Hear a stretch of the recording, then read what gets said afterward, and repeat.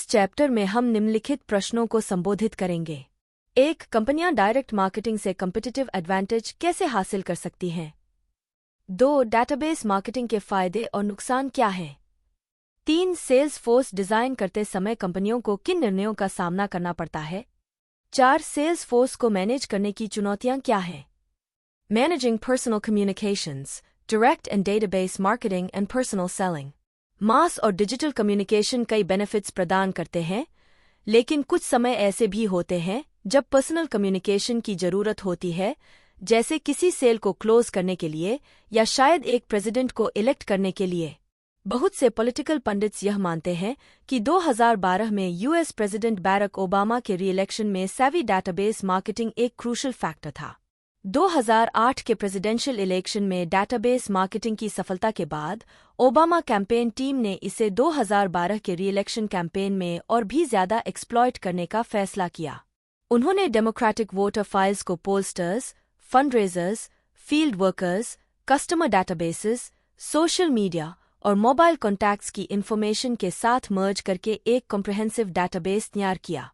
Sophisticated data analytics ने $1 billion की fundraising में मदद की और TV ads, phone calls, direct mail, door to door campaigning और सोशल मीडिया का fine tune use critical swing states में किया। कैंपेन के $690 मिलियन से अधिक ऑनलाइन रेज्ड फंड का एक बड़ा हिस्सा केयरफुली टारगेटेड और टेस्टेड ईमेल्स के माध्यम से हुआ। कैंपेन ने रोजाना स्मॉल ग्रुप्स ऑफ सपोर्टर्स के जरिए 18 डिफरेंट ईमेल वर्जन्स टेस्ट किए, जिनमें सब्जेक्ट लाइन, रिक्वेस्टेड अमाउंट और सेंडर को वेरी किया गया। जो विनिंग कॉम्बिनेशन था, उसे लाखों सपोर्टर्स तक भेजा गया। एनालिस्ट्स ने पाया कि कैजुअल टोन, जैसे हे शब्द वाले सब्जेक्ट लाइन्स अधिक इफेक्टिव होते थे और सपोर्टर्स इन ईमेल्स से कभी नहीं थकते थे। कैंपेन ने फेसबुक पर एक इनोवेटिव कैंपेन भी चलाया, जिसमें यूजर्स को मैसेजेस भेजे गए जिनमें उनके फ्रेंड्स की पिक्चर्स थीं जो स्विंग स्टेट्स में रहते थे। इन्हें वोटर्स को रजिस्टर कराने या पोल्स तक पहुंचाने के लिए एनकरेज किया गया। इन प्रयासों के परिणामस्वरूप 2008 की तुलना में 2012 में 1.25 मिलियन अधिक 18 से 24 वर्ष के वोटर्स ने ओबामा को सपोर्ट किया। आजकल बहुत से मार्केटर्स कस्टमर्स के साथ लॉन्ग टर्म रिलेशनशिप्स बनाते हैं। वे बर्थडे कार्ड्स, इन्फॉर्मेशन मटेरियल्स या छोटे प्रीमियम्स भेजते हैं। एयरलाइंस, होटल्स और अन्य बिजनेसेस फ्रीक्वेंसी रिवॉर्ड प्रोग्राम्स और क्लब प्रोग्राम्स अडॉप्ट करते हैं। 2. Direct marketing consumer direct (CD) channels का यूज है कस्टमर्स तक पहुंचने और उन्हें बिना मार्केटिंग मिडलमैन का यूज किए गुड्स और सर्विसेज डिलीवर करने का। डायरेक्ट मार्केटर्स इंडिविजुअल प्रोस्पेक्ट्स और कस्टमर्स तक पहुंचने के लिए कई चैनल्स का यूज कर सकते हैं। Direct mail, catalogue marketing, telemarketing, interactive TV, kiosks, websites और मोबाइल डिवाइसेस। वे अक्सर एक मेजरेबल रिस्पॉन्स, आमतौर पर एक customer order, direct order marketing के माध्यम से सीख करते हैं। डायरेक्ट मार्केटिंग एक फास्ट ग्रोइंग एवेन्यू रहा है, आंशिक रूप से सेल्स फोर्स के माध्यम से बिजनेस मार्केट्स तक पहुंचने की हाई और इंक्रीजिंग कॉस्ट्स के रिस्पॉन्स में। Traditional direct marketing channels, catalogues, direct mail और टेलीमार्केटिंग के माध्यम से प्रोड्यूस्ड सेल्स तेजी से बढ़ रही है। साथ ही डायरेक्ट मेल सेल्स भी, जिसमें कंज्यूमर मार्केट, B2B और चैरिटेबल इंस्टीट्यूशंस द्वारा फंडरेजिंग शामिल हैं। Direct marketing US retail sales से आगे निकल गया है। इसने 2012 में $2.05 ट्रिलियन की सेल्स प्रोड्यूस्ड की, जो जीडीपी के लगभग 8.7% के बराबर है। 3. डायरेक्ट मार्केटिंग के बेनिफिट्स। मार्केट डिमासिफिकेशन के परिणामस्वरूप मार्केट निशेस की संख्या लगातार बढ़ रही है। समय की कमी वाले और ट्रैफिक और पार्किंग की परेशानियों से थके हुए consumers toll free phone numbers, always open websites, next day delivery और डायरेक्ट मार्केटर्स की कस्टमर सर्विस के प्रति कमिटमेंट की अप्रिशिएट करते हैं। इसके अलावा कई चेन स्टोर्स ने स्लो मूविंग स्पेशलिटी आइटम्स हटा दिए हैं, जिससे डायरेक्ट मार्केटर्स के लिए इंटरेस्टेड बायर्स को इन्हें प्रमोट करने का अवसर पैदा हो गया है। सेलर्स को भी डिमासिफिकेशन से बेनिफिट होता है। डायरेक्ट मार्केटर्स लगभग किसी भी ग्रुप के नाम वाली लिस्ट खरीद सकते हैं, लेफ्ट हैंडेड लोग, ओवरवेट लोग या मिलियनेयर्स। वे मैसेजेस को कस्टमाइज और पर्सोनलाइज कर सकते हैं और प्रत्येक कस्टमर के साथ एक कंटिन्यूअस रिलेशनशिप बना सकते हैं। न्यू पेरेंट्स को उनके चाइल्ड के बढ़ने के साथ साथ नए कपड़े, टॉयस और अन्य गुड्स का वर्णन करने वाले पीरियोडिक मेलिंग्स प्राप्त होंगे। डायरेक्ट मार्केटिंग प्रॉस्पेक्ट्स तक उस मोमेंट पहुंच सकता है जब वे कोई सॉलिसिटेशन चाहते हैं और इसलिए अधिक इंटरेस्टेड प्रॉस्पेक्ट्स द्वारा नोटिस किया जा सकता है। यह मार्केटर्स को मोस्ट कॉस्ट इफेक्टिव अप्रोच खोजने के लिए ऑल्टरनेट मीडिया और मैसेजेस को टेस्ट करने देता है। डायरेक्ट मार्केटिंग कंपनी के ऑफर और स्ट्रैटेजी को कॉम्पिटिटर्स के लिए कम विजिबल भी बनाता है। अंत में, डायरेक्ट मार्केटर्स यह डिसाइड करने के लिए कि कौन से कैंपेन्स सबसे अधिक प्रॉफिटेबल रहे हैं, अपने कैंपेन्स के रिस्पॉन्सेस को मेजर कर सकते हैं। डायरेक्ट मार्केटिंग को अदर कम्युनिकेशंस और चैनल एक्टिविटीज के साथ इंटीग्रेट किया जाना चाहिए। 4 एडी बॉयर, लैंस एंड और फ्रैंकलिन मिंट ने डायरेक्ट मार्केटिंग मेल ऑर्डर और फोन ऑर्डर बिजनेस में अपने ब्रद से बिल्ड करके फॉर्चून्स कमाए और फिर रिटेल स्टोर्स खोले। वे अपने स्टोर्स, कैटलॉग्स और वेबसाइट्स को क्रॉस प्रमोट करते हैं, उदाहरण के लिए अपने शॉपिंग बैग्स पर अपने इंटरनेट एड्रेसेस डालकर। सक्सेसफुल डायरेक्ट मार्केटर्स एक कस्टमर इंटरैक्शन को अपसेल, क्रॉस सेल या सिर्फ रिलेशनशिप को डिपेंड करने के अपॉर्चुनिटी के रूप में देखते हैं।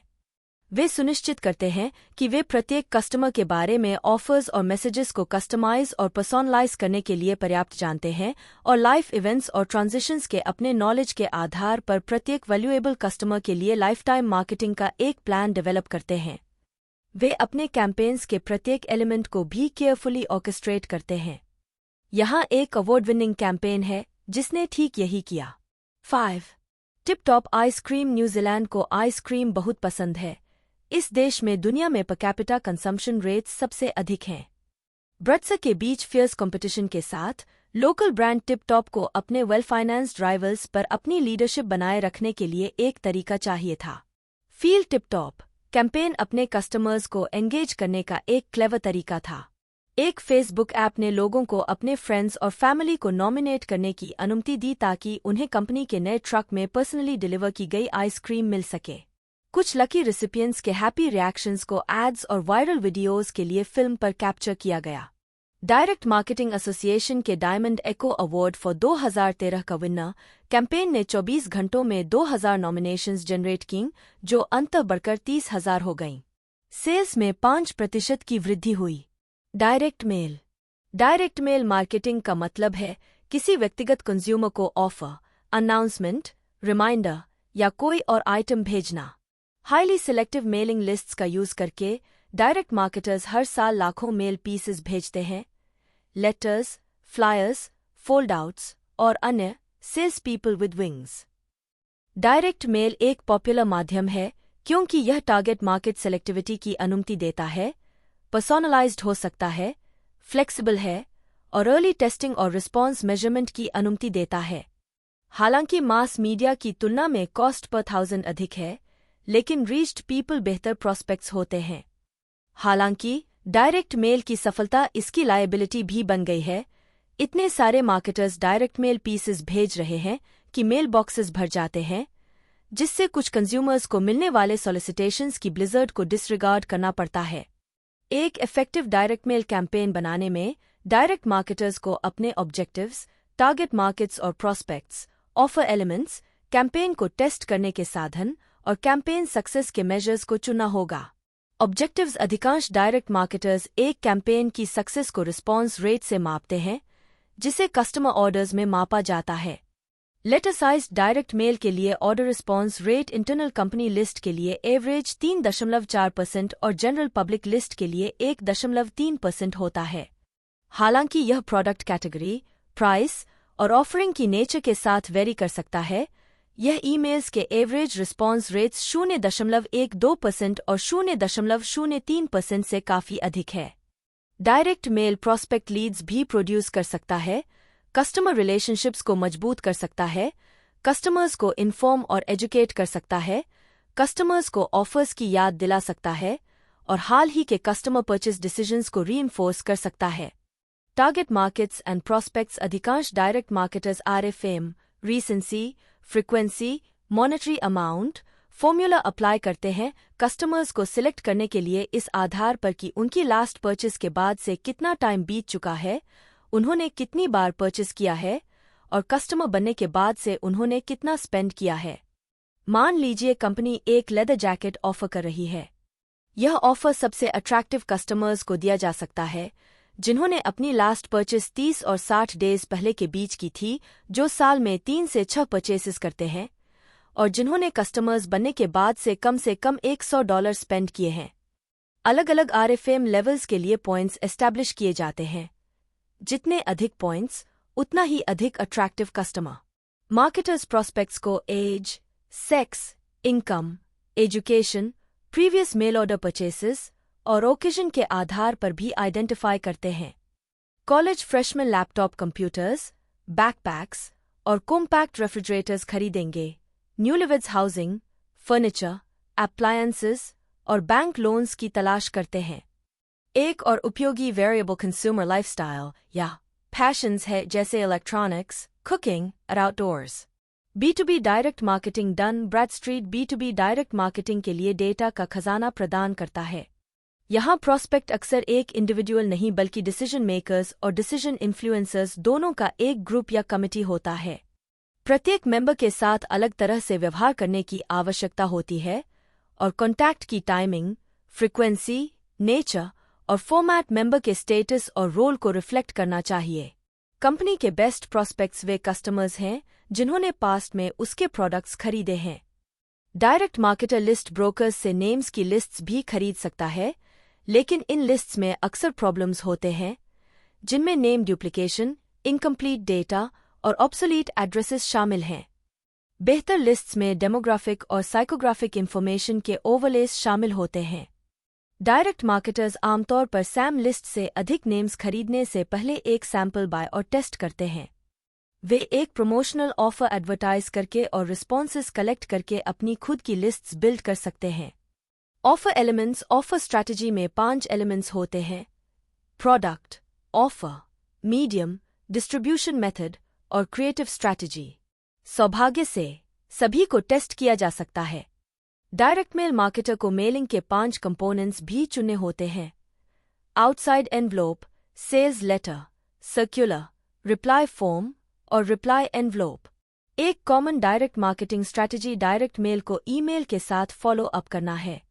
टेस्टिंग एलिमेंट्स डायरेक्ट मार्केटिंग के बड़े एडवांटेजेस में से एक रील मार्केटप्लेस कंडीशंस के तहत ऑफर स्ट्रैटेजी के विभिन्न एलिमेंट्स जैसे products, product features, copy platform, Mailer type, envelope, prices या मेलिंग लिस्ट्स को टेस्ट करने की एबिलिटी है।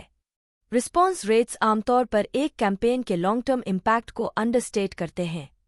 मान लीजिए सैमसोनाइट लगेज का एडवर्टाइज करने वाले डायरेक्ट मेल पीस को प्राप्त करने वाले रेसिपिएंट्स में से केवल 2% ही ऑर्डर प्लेस करते हैं।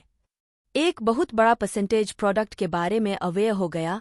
डायरेक्ट मेल की रीडरशिप अधिक होती है और कुछ परसेंटेज ने बाद में मेल द्वारा या रिटेल आउटलेट पर खरीदने का इंटेंशन बना लिया होगा। कुछ डायरेक्ट मेल पीस के परिणामस्वरूप सैमसोनाइट लगेज का दूसरों से मेंशन कर सकते हैं।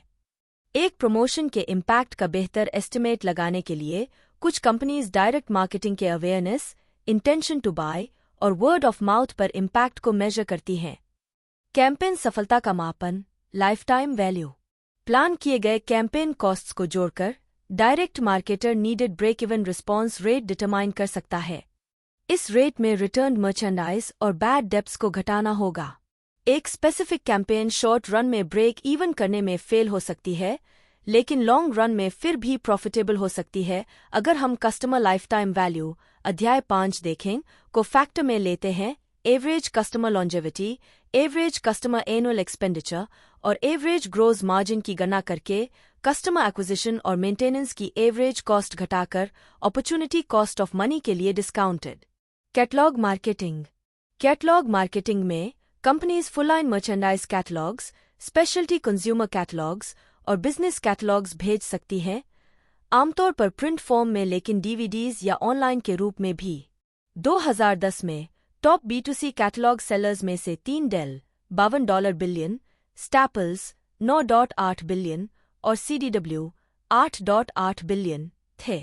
3 top B2B catalog sellers: Thermo Fisher Scientific Lab and Research Supplies, $10.8 billion; Henry Skien Dental, Medical, and Vet Supplies, $7.5 billion; or Wesco International Electrical and Industry Maintenance Supplies, $5.0 billion. हजारों small businesses भी speciality catalogues issue करती हैं। कई direct marketers catalogues और websites को combine करके बेचने का एक इफेक्टिव तरीका पाते हैं। कैटलॉग एक बहुत बड़ा बिजनेस है। इंटरनेट और कैटलॉग रिटेलिंग इंडस्ट्री में 20,000 कंपनीज शामिल हैं, जिनकी कंबाइंड एनुअल रेवेन्यू $350 बिलियन है। एक कैटलॉग बिजनेस की सक्सेसफुली मार्केटिंग कस्टमर लिस्ट्स को केयरफुली मैनेज करने पर निर्भर करती है, ताकि डुप्लीकेशन या बैड डेप्थ से बचा जा सके, इन्वेंट्री को कंट्रोल किया जा सके, गुड क्वालिटी मर्चेंडाइज ऑफर की जा सके ताकि रिटर्न्स कम हों, और एक डिस्टिंक्टिव इमेज प्रोजेक्ट की जा सके। कुछ कंपनीज लिटरेरी या इंफॉर्मेशन फीचर्स ऐड करती हैं, मटेरियल्स के स्वॉचेस बेचती हैं, क्वेश्चंस के आंसर देने के लिए एक स्पेशल ऑनलाइन या टेलीफोन हॉटलाइन ऑपरेट करती हैं, अपने बेस्ट कस्टमर्स को गिफ्ट्स बेचती हैं, और प्रॉफिट्स का एक परसेंटेज गुड कॉजेस को डोनेट करती हैं। अपनी पूरी कैटलॉग को ऑनलाइन डालने से बिजनेस मार्केटर्स को पहले से कहीं बेहतर एक्सेस मिलता है, ग्लोबल कंज्यूमर्स तक प्रिंटिंग और मेलिंग कॉस्ट्स की बचत होती है। टेलीमार्केटिंग टेलीफोन और कॉल सेंटर्स का यूज है प्रोस्पेक्ट्स को अट्रैक्ट करने, एग्जिस्टिंग कस्टमर्स को सेल करने और सर्विस प्रोवाइड करने के लिए ऑर्डर्स लेकर और क्वेश्चंस के आंसर देकर। यह कंपनीज को रेवेन्यू बढ़ाने, सेलिंग कॉस्ट्स कम करने और कस्टमर सेटिस्फैक्शन इंप्रूव करने में मदद करता है। कंपनीज कॉल सेंटर्स का यूज इनबाउंड टेलीमार्केटिंग के लिए करती हैं, कस्टमर्स से कॉल्स रिसीव करना, और आउटबाउंड टेलीमार्केटिंग के लिए प्रोस्पेक्ट्स और कस्टमर्स को कॉल्स इनिशिएट करना। जैसा कि अध्याय 4 में बताया गया है, 2003 में national do not call registry की एस्टेब्लिशमेंट के कारण कंज्यूमर टेलीमार्केटिंग ने अपनी इफेक्टिवनेस का बहुत कुछ खो दिया है।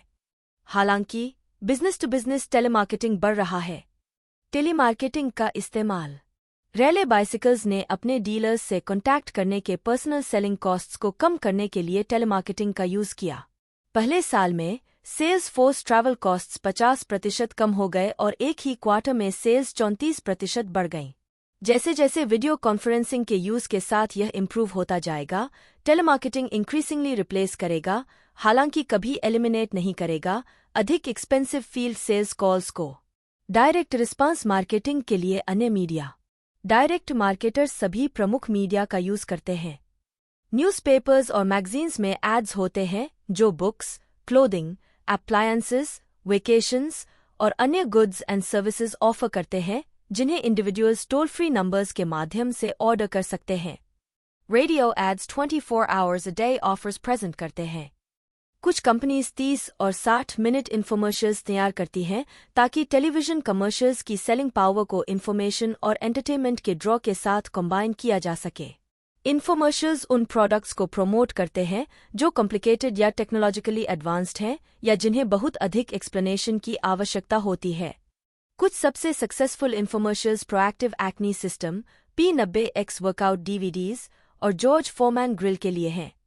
Eight home shopping channels 48 hours के भीतर डिलीवरी के लिए टोल फ्री नंबर या इंटरनेट के माध्यम से गुड्स एंड सर्विसेज बेचने के लिए डेडिकेटेड हैं। डायरेक्ट मार्केटिंग में सार्वजनिक और नैतिक मुद्दे। डायरेक्ट मार्केटर्स और उनके कस्टमर्स आमतौर पर म्यूचुअली रिवॉर्डिंग रिलेशनशिप्स एंजॉय करते हैं। हालांकि कभी कभी एक डार्कर साइड सामने आता है। इरिटेशन। बहुत से लोग हार्ड सेल डायरेक्ट मार्केटिंग सॉलिसिटेशंस पसंद नहीं करते। फर्म्स पॉपिंग अप हो रही हैं जो अनवांटेड जंक मेल को ब्लॉक करने में हेल्प करती हैं। अनफेयरनेस। कुछ डायरेक्ट मार्केटर्स इम्पल्सिव या लेस सोफिस्टिकेटेड बायर्स का एडवांटेज लेते हैं या वल्नरेबल लोगों, विशेष रूप से एल्डरली, का शिकार करते हैं। सिंहाव डिसेप्शन एंड फ्रॉड। सिंहाव कुछ डायरेक्ट मार्केटर्स मेलर्स डिजाइन करते हैं और कॉपी लिखते हैं जिसका उद्देश्य प्रोडक्ट साइज, परफॉर्मेंस क्लेम्स या रिटेल प्राइस को मिसलीड या एग्जैजरेट करना होता है। फेडरल ट्रेड कमीशन को हर साल फ्रॉडुलेंट इन्वेस्टमेंट स्कैम्स और फोनी चैरिटीज के बारे में हजारों कंप्लेंट्स मिलती हैं। Invasion of privacy. ऐसा लगता है कि लगभग हर बार जब कंज्यूमर्स मेल या टेलीफोन द्वारा प्रोडक्ट्स ऑर्डर करते हैं, क्रेडिट कार्ड के लिए अप्लाई करते हैं या मैगजीन सब्सक्रिप्शन लेते हैं, तो उनके नेम्स, एड्रेसेस और परचेसिंग बिहेवियर कई कंपनी डेटाबेसेस में ऐड किए जा सकते हैं। जैसा कि अध्याय 3 और 5 में चर्चा की गई है, क्रिटिक्स चिंता करते हैं कि मार्केटर्स कंज्यूमर्स के लाइव्स के बारे में बहुत अधिक जान सकते हैं और वे इस नॉलेज का यूज अनफेयर एडवांटेज लेने के लिए कर सकते हैं। डायरेक्ट मार्केटिंग इंडस्ट्री के लोग जानते हैं कि अनअटेंडेड छोड़ दिए जाने पर ऐसी problems increasingly negative consumer attitudes, lower response rates और greater state and federal regulation के लिए कॉल्स का कारण बनेंगी। अधिकांश डायरेक्ट मार्केटर्स वही चाहते हैं जो कंज्यूमर्स चाहते हैं, ऑनेस्ट और वेल डिजाइन्ड मार्केटिंग ऑफर्स जो केवल उन लोगों को टारगेटेड हों जो उनके बारे में सुनना अप्रिशिएट करते हैं। कस्टमर डेटाबेस और डेटाबेस मार्केटिंग। डायरेक्ट मार्केटिंग करने के लिए मार्केटर्स को अपने कस्टमर्स को जानना चाहिए और ऐसा करने के लिए उन्हें इन्फॉर्मेशन कलेक्ट करनी होगी और उसे एक डेटाबेस में स्टोर करना होगा जिससे डेटाबेस मार्केटिंग कंडक्ट की जा सके। एक कस्टमर डेटाबेस इंडिविजुअल कस्टमर्स या प्रोस्पेक्ट्स के बारे में कॉम्प्रिहेंसिव इन्फॉर्मेशन का एक ऑर्गेनाइज्ड कलेक्शन है जो lead generation, lead qualification, product या सर्विस की सेल या कस्टमर रिलेशनशिप्स के मेंटेनेंस के लिए करंट, एक्सेसिबल और एक्शनेबल है। डेटाबेस मार्केटिंग कस्टमर डेटाबेसेस और अन्य डेटाबेसेस, प्रोडक्ट्स, सप्लायर्स या रीसेलर्स को बिल्ड, मेंटेन और यूज करने का प्रोसेस है कॉन्टैक्ट, ट्रांजैक्ट और कस्टमर रिलेशनशिप्स बिल्ड करने के लिए। अध्याय 3 में बिग डेटा और मैसिव डेटा सेट्स के एनालिसिस की समीक्षा की गई थी। यहाँ हम कस्टमर डेटाबेसेस बिल्ड करने और डेटाबेस मार्केटिंग कंडक्ट करने में कुछ एडिशनल इश्यूज पर विचार करते हैं। Customer database. कई कंपनीज कस्टमर मेलिंग लिस्ट को कस्टमर डेटाबेस के साथ कंफ्यूज करती हैं। एक customer mailing list simply names, addresses और टेलीफोन नंबर्स का एक सेट है। एक कस्टमर इलेक्ट्रॉनिक मेलिंग या ईमेल लिस्ट लिटरली सिर्फ नेम्स और ईमेल एड्रेसेस हो सकती है। हालांकि एक कस्टमर डेटाबेस में बहुत अधिक इन्फॉर्मेशन होती है जो customer transactions, registration information, telephone queries, cookies और हर कस्टमर कॉन्टैक्ट के माध्यम से एक्यूमुलेट की जाती है। आइडियली एक कस्टमर डेटाबेस में कंज्यूमर की past purchases, demographics, age, income, family members, birthdays, psychographics, activities, interests and opinions, media graphics, preferred media और अन्य उपयोगी इन्फॉर्मेशन भी होती है। एक टिपिकल बिजनेस डेटाबेस में बिजनेस कस्टमर्स की past purchases, past volumes, prices और प्रॉफिट्स, बायर टीम मेंबर्स के नेम्स और एजेस, बर्थडेज, हॉबीज और फेवरेट फूड्स, करंट कॉन्ट्रैक्ट्स का स्टेटस, सप्लायर का कस्टमर के बिजनेस का estimated share, competitive suppliers, account को सेल और सर्विस करने में कम्पिटिटिव स्ट्रेंथ्स एंड वीकनेसेस का असेसमेंट और relevant customer buying practices, patterns और पॉलिसीज शामिल होते हैं। स्विस फार्मास्यूटिकल फर्म नोवार्टिस की एक लैटिन अमेरिकन यूनिट अर्जेंटीना के 1 लाख किसानों पर डेटा रखती है, उनकी क्रॉप प्रोटेक्शन केमिकल परचेसेस को जानती है, उन्हें वैल्यू के आधार पर ग्रुप करती है और प्रत्येक ग्रुप के साथ अलग तरह से व्यवहार करती है। डेटा वेयरहाउस और डेटा माइनिंग। समझदार कंपनीज हर बार इन्फॉर्मेशन कैप्चर करती हैं जब एक कस्टमर उनके किसी भी डिपार्टमेंट से कॉन्टैक्ट करता है, चाहे परचेस के माध्यम से, सर्विस कॉल के माध्यम से, ऑनलाइन क्वेरी के माध्यम से या मेल इन रिबेट कार्ड के माध्यम से। बैंक्स और credit card companies, telephone companies, catalogue marketers और कई अन्य कंपनीज के पास अपने कस्टमर्स के बारे में बहुत सारी इन्फॉर्मेशन होती है, जिसमें ट्रांजैक्शन हिस्ट्री और एज, फैमिली साइज, इनकम और अन्य डेमोग्राफिक्स पर एनहांस्ड डेटा शामिल है। यह डेटा कंपनी के कॉन्टैक्ट सेंटर द्वारा कलेक्ट किया जाता है और एक डेटा वेयरहाउस में ऑर्गेनाइज किया जाता है जहां मार्केटर्स उसे कैप्चर, क्वेरी और एनालाइज कर सकते हैं ताकि एक इंडिविजुअल कस्टमर की नीड्स और रिस्पॉन्सेस के बारे में इन्फरेंसेस ड्रॉ किए जा सकें। कंपनी के अंदर customer service reps customer relationship की कंप्लीट पिक्चर के आधार पर कस्टमर इंक्वायरीज को रिस्पॉन्ड कर सकते हैं और कस्टमाइज्ड मार्केटिंग एक्टिविटीज को इंडिविजुअल कस्टमर्स को डायरेक्ट किया जा सकता है। कुछ फर्म्स डेटाबेस मार्केटिंग को सपोर्ट करने के लिए स्पेशलाइज्ड हेल्प प्रोवाइड करती हैं। डनहम्बी ब्रिटिश रिसर्च फर्म डनहम्बी ने रिटेलर्स और अन्य फर्म्स की प्रॉफिटेबिलिटी बढ़ाई है उनके लॉयल्टी प्रोग्राम डेटा और क्रेडिट कार्ड ट्रांजैक्शंस से इंसाइट्स प्राप्त करके। इस फर्म ने ब्रिटिश सुपरमार्केट जायंट टेस्को को उसके बिजनेस के हर एस्पेक्ट को मैनेज करने में हेल्प की है। न्यू शॉप फॉर्मेट्स क्रिएट करना, स्टोर लेआउट्स अरेंज करना, प्राइवेट लेबल प्रोडक्ट्स डेवलप करना और उसके लॉयल्टी कार्ड शॉपर्स के लिए कूपन्स और स्पेशल डिस्काउंट्स टेलर करना। टेस्को ने एक परसेलिंग टाइप की ब्रेड को ड्रॉप नहीं करने का डिसीजन लिया जब डनहम्बी के एनालिसिस से पता चला कि यह एक लॉयल कोहोर्ट के लिए एक डेस्टिनेशन प्रोडक्ट था जो अगर यह गायब हो जाता तो कहीं और शॉप करते। डनहम्बी के यूएस क्लाइंट्स में कोका कोला, क्रोगर, मेकीज और होम डिपो शामिल हैं। 28 कंट्रीज में 350 मिलियन लोगों के डेटा के आधार पर डनहम्बी के इनसाइट्स ने product range, availability, space planning और न्यू प्रोडक्ट इनोवेशंस के बारे में डिसीजंस में मदद की है। एक मेजर यूरोपियन कैटलॉग कंपनी के लिए डनहम्बी ने पाया कि अलग अलग बॉडी टाइप्स वाले शॉपर्स न केवल अलग अलग क्लोथिंग स्टाइल्स प्रेफर करते थे बल्कि वे साल के अलग अलग टाइम्स पर भी शॉप करते थे। स्लिमर कंज्यूमर्स न्यू सीजन में जल्दी बाय करते थे जबकि लार्जर फोक्स कम रिस्क्स लेते थे और सीजन में बाद तक वेट करते थे यह देखने के लिए कि कौन से स्टाइल्स पॉपुलर साबित हुए। डेटा माइनिंग के माध्यम से मार्केटिंग स्टैटिस्टिशियंस डेटा के मास से इंडिविजुअल्स, ट्रेंड्स और सेगमेंट्स के बारे में उपयोगी इंफॉर्मेशन एक्सट्रैक्ट कर सकते हैं। डेटा माइनिंग सोफिस्टिकेटेड स्टैटिस्टिकल और मैथमेटिकल टेक्निक्स का यूज करता है जैसे cluster analysis, automatic interaction detection, predictive modelling और न्यूरल नेटवर्किंग। कुछ ऑब्जर्वर्स का मानना है कि एक प्रोप्राइटरी डेटाबेस एक कंपनी को एक सिग्निफिकेंट कम्पिटिटिव एडवांटेज प्रदान कर सकता है। सामान्य तौर पर कंपनीज अपने डेटाबेसेस को 5 तरीकों से यूज कर सकती हैं। 1. To identify prospects. कई कंपनीज अपने प्रोडक्ट या सर्विस का एडवर्टाइज करके और एक रिस्पॉन्स फीचर इंक्लूड करके, जैसे होम पेज का लिंक, बिजनेस रिप्लाई कार्ड या टोल फ्री फोन नंबर, और कस्टमर रिस्पॉन्सेज से एक डेटाबेस बिल्ड करके सेल्स लीड्स जनरेट करती हैं। कंपनी डेटाबेस के माध्यम से सॉर्ट करती है बेस्ट प्रॉस्पेक्ट्स को आइडेंटिफाई करने के लिए, फिर उन्हें मेल, ईमेल या फोन द्वारा कॉन्टैक्ट करती है उन्हें कस्टमर्स में कन्वर्ट करने की कोशिश करने के लिए। 2.